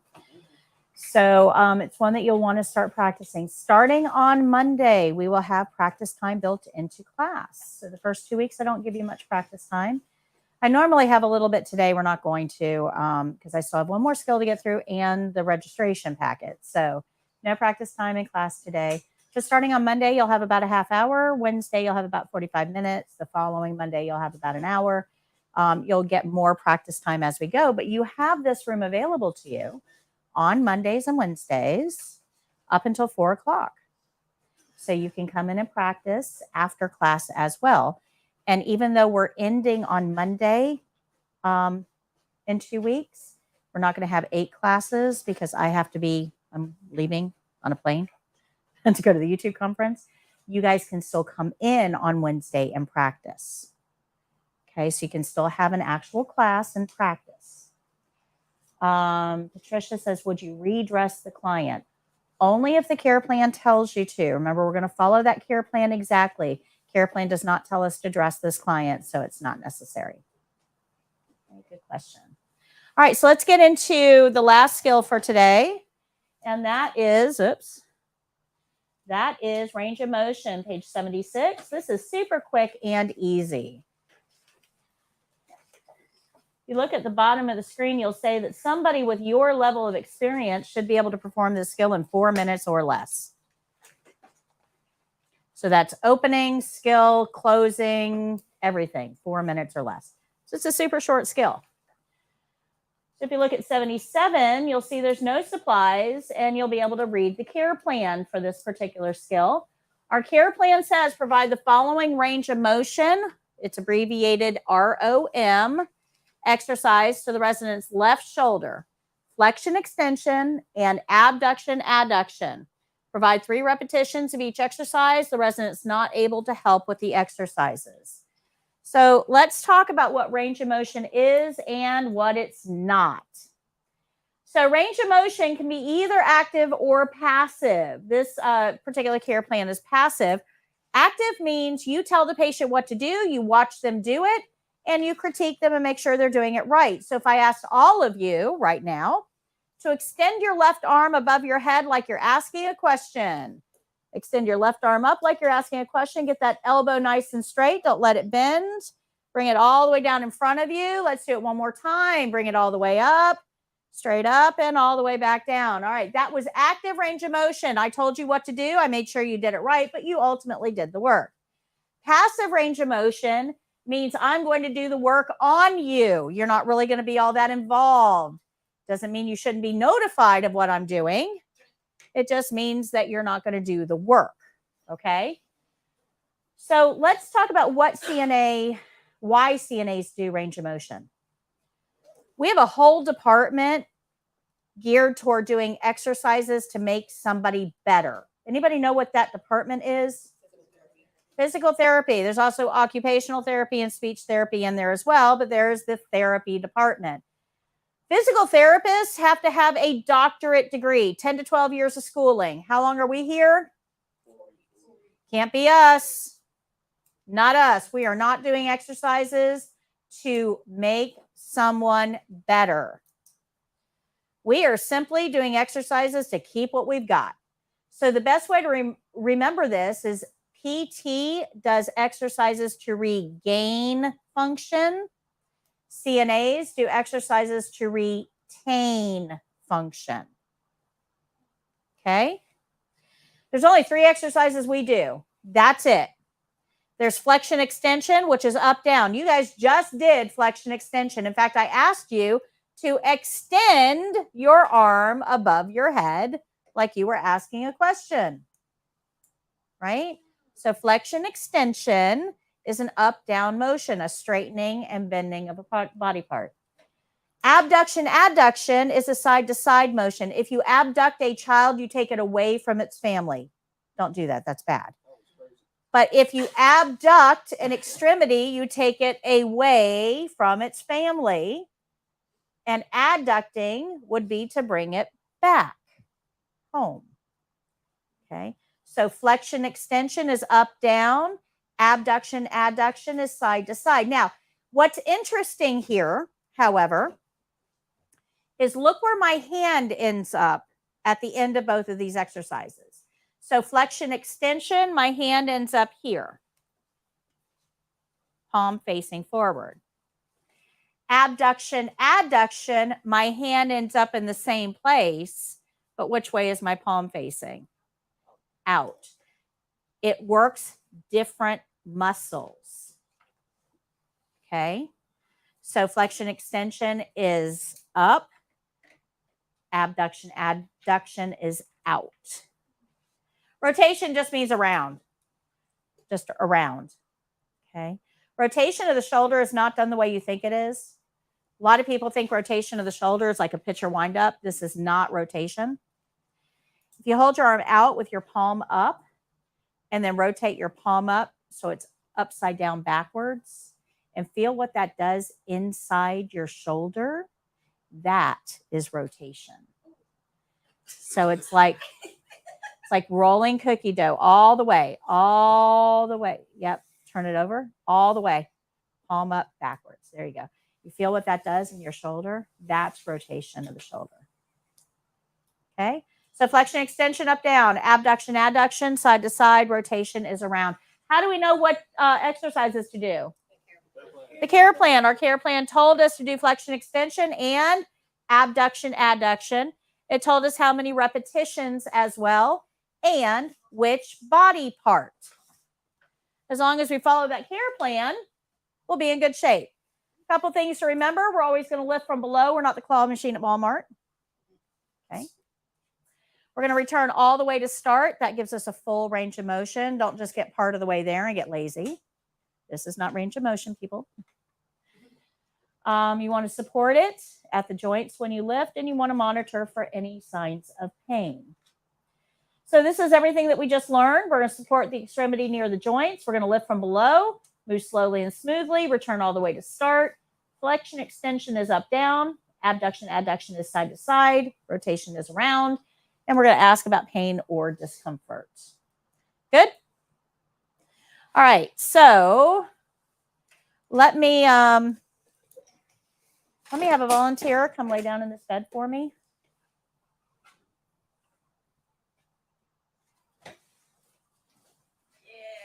Yeah, see, I knew it. You're awesome. It's dead. All right, so somebody take a look at that care plan, and my handy dandy thing just died here. Somebody take a look at that care plan. Tell me what body part I'm working on. Left shoulder. Left shoulder. What exercises am I doing? Abduction and abduction. Okay, flexion, extension, abduction, adduction, and how many repetitions? 3. So I'm going to put an opening in front of it and a closing behind it. I'm going to simulate hand washing for the sake of time. Simulate means say. Remember, after your first skill, the evaluator is going to tell you can say when you would wash your hands.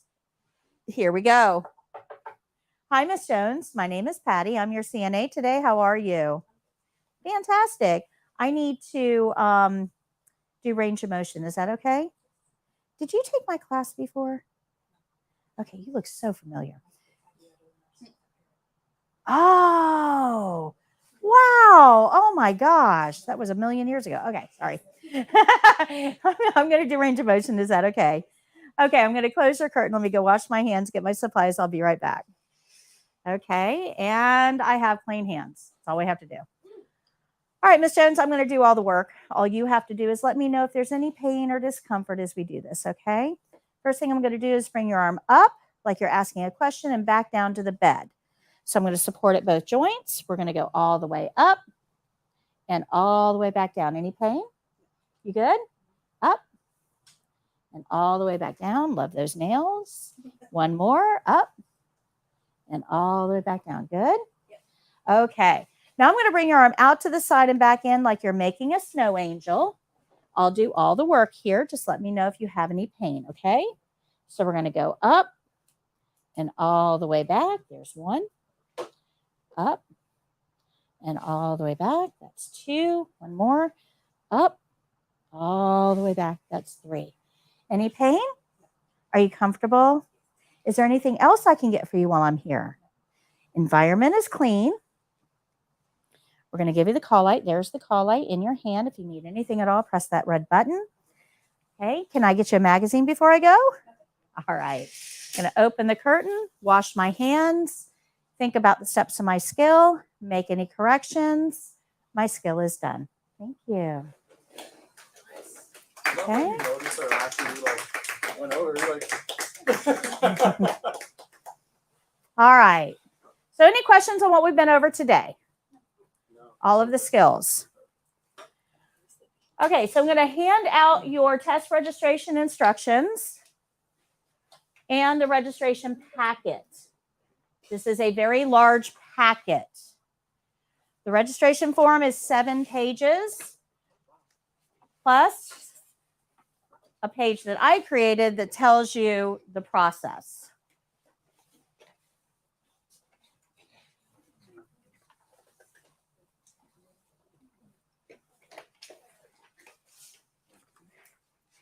It looks way worse than it actually is.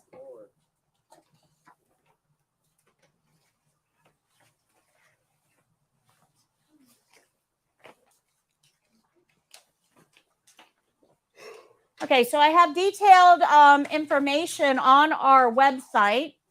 You go to foryourcna.com, look under the testing menu. I got a whole menu on testing. If you open that up, you'll see test registration instructions. This is in the first column.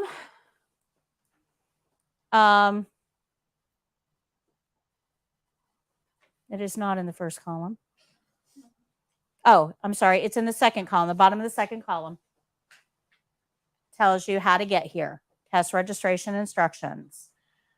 I actually go through an entire registration on the screen. It's much better for you to go watch this. And below that, so watch the test registration instructions. You watch the whole process. And then below it is a slide presentation where you control the speed. And all of the graphics that you see in the video, I have there. It'll tell you, go to this website. And then once you go to that website, you hit the next button. So it leads you through all of the different steps. Now, guys, when I say that I did this, I mean I started from a search engine screen. I don't assume that you know anything other than how to pull up a search engine. I walk you through absolutely everything.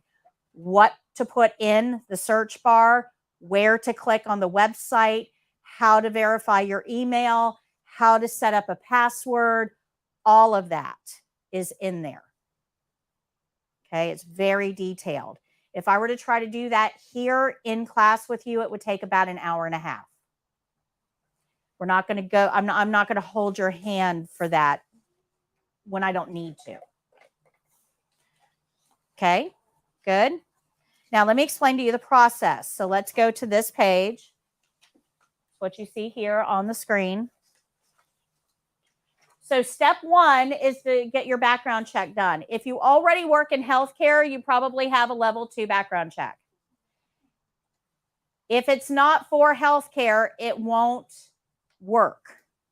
So if you got a level 2 background to work in a bank or as a security guard, or if you got your concealed carry permit, or if you're a foster parent, or if you work for the school board, none of those will work for this.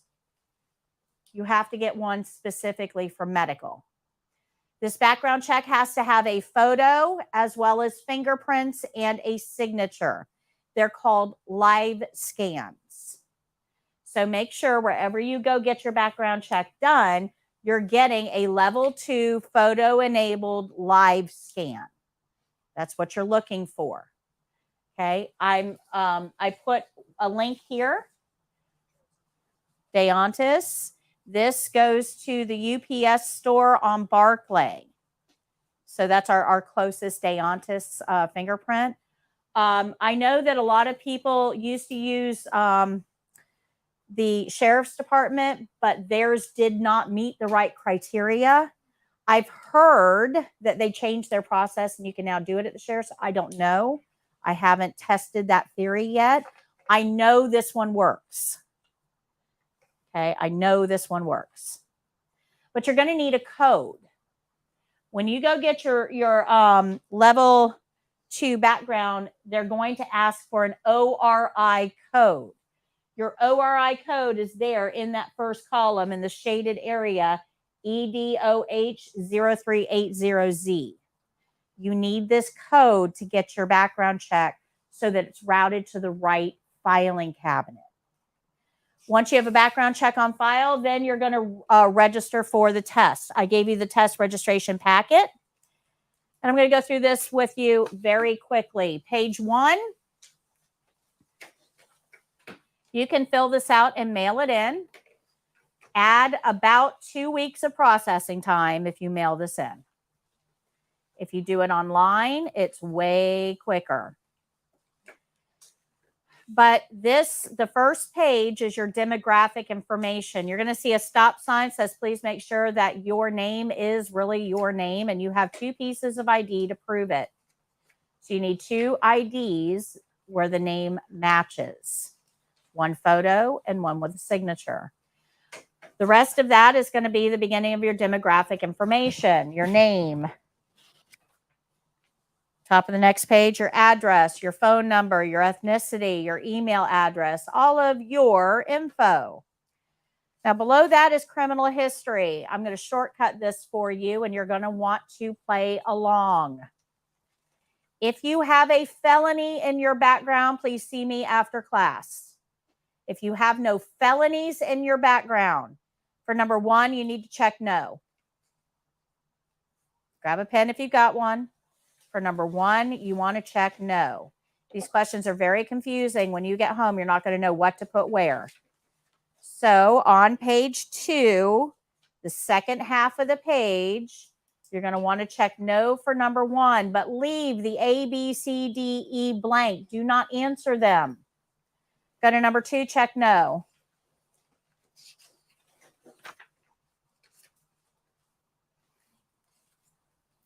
Number 3, 4, and 5 are all on Medicaid fraud. If you worked for a Medicaid doctor or if you were involved in fraudulent billing practices, they want you to declare it here.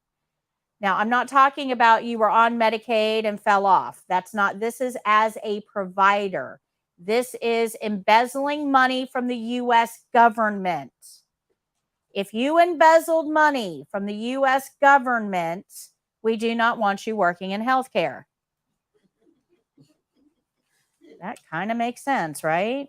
But you have to self-declare here. So if none of those apply, you would check no for 3, 4, and 5.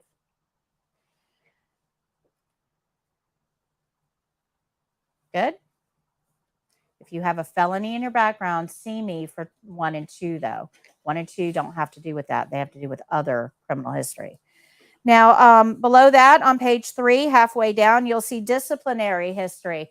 They want to make sure that you weren't a CNA in Indiana and knocked around some old people and got your certification taken away, and now you moved to Florida and thought you'd do it all here. That's what they're trying to weed out. They're asking you, do you have a certification in any other state and Florida that was ever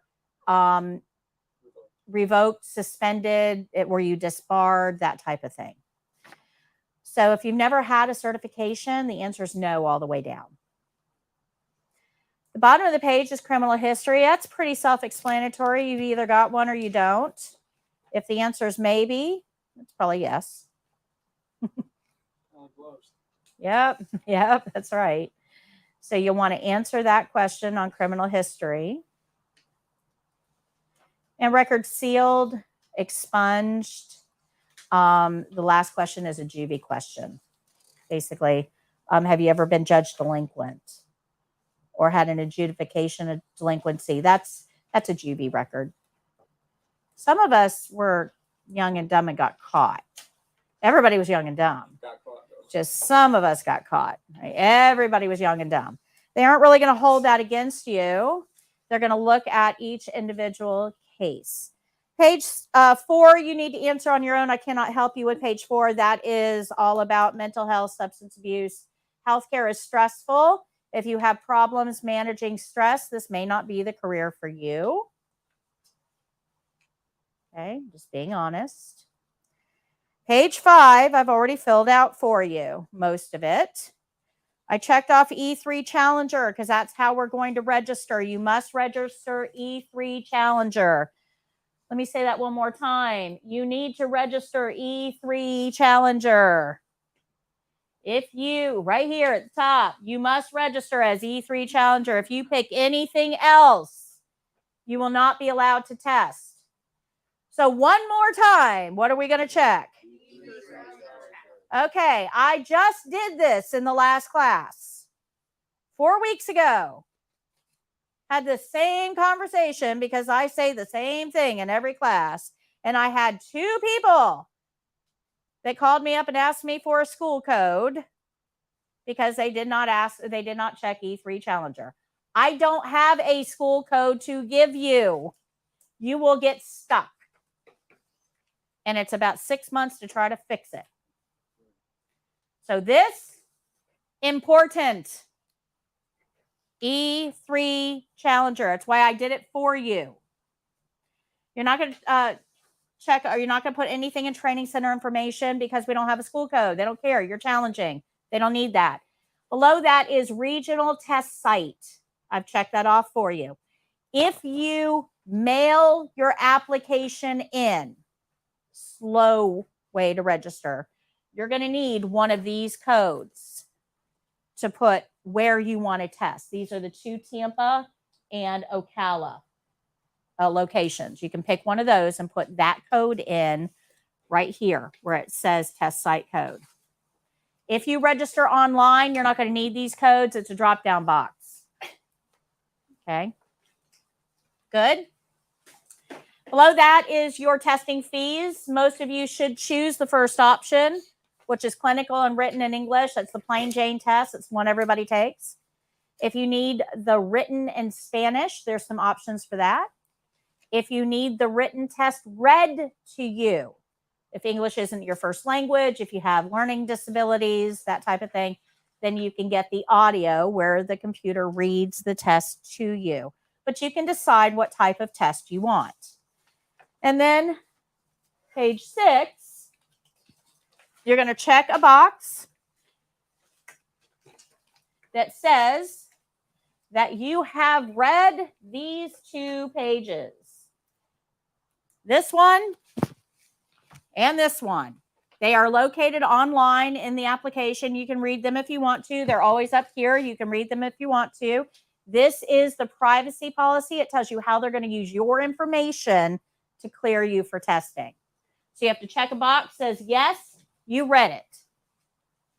Below that is your affidavit. You're going to print, sign, date, that type of thing.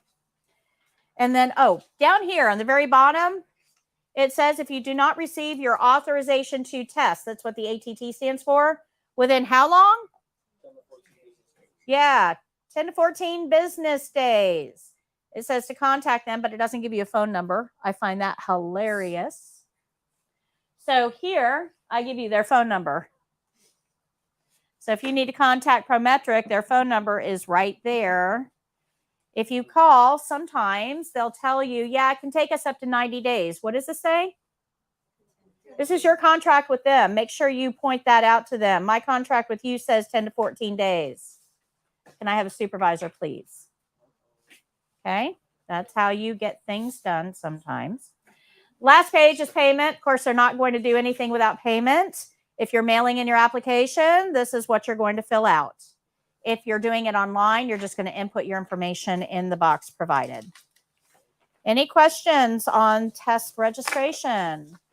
So everything we're seeing in front of us is online as well. It's the exact same registration form. And this is just the guide if you want to go on. So what we just went over, you want that with you when you're filling out the online form. What are you going to choose for the route? E3 Challenger. Do not choose anything else. It's a nightmare. What if you already have your background check done at health? Then just go ahead and apply. They'll find it. Mhm. Nope. Nope. Find it. They'll find it. Yeah. Because it goes into a very specific, what we call pool. And everybody that works in healthcare is inside that pool. Yes, I believe so. So you will, yeah, if you work in healthcare, you'll all automatically be in, it's called the clearinghouse. You'll automatically be in the clearinghouse. They'll be able to pull you based on your social security number. Where would we have the level 2 background check again? So if you don't have one, you're going to need to get one. And it's right here. Right here. Go to this website and register. You're going to need this code when you register. All right, just for the background check? That's the background check, right? Like fingerprint? That, yeah, it's a photo and fingerprints and signature all at once. They're not going to give you anything to take with you. It's all done electronically. You just go to the appointment, you leave, they take care of everything. Okay? How much do these usually cost if I want to buy something for these books? So that book is $42. If you go on to, let me sign off. Hold on a minute. I don't want to say this on camera. All right. So YouTube world, I go live tomorrow at 3. Tune in for that.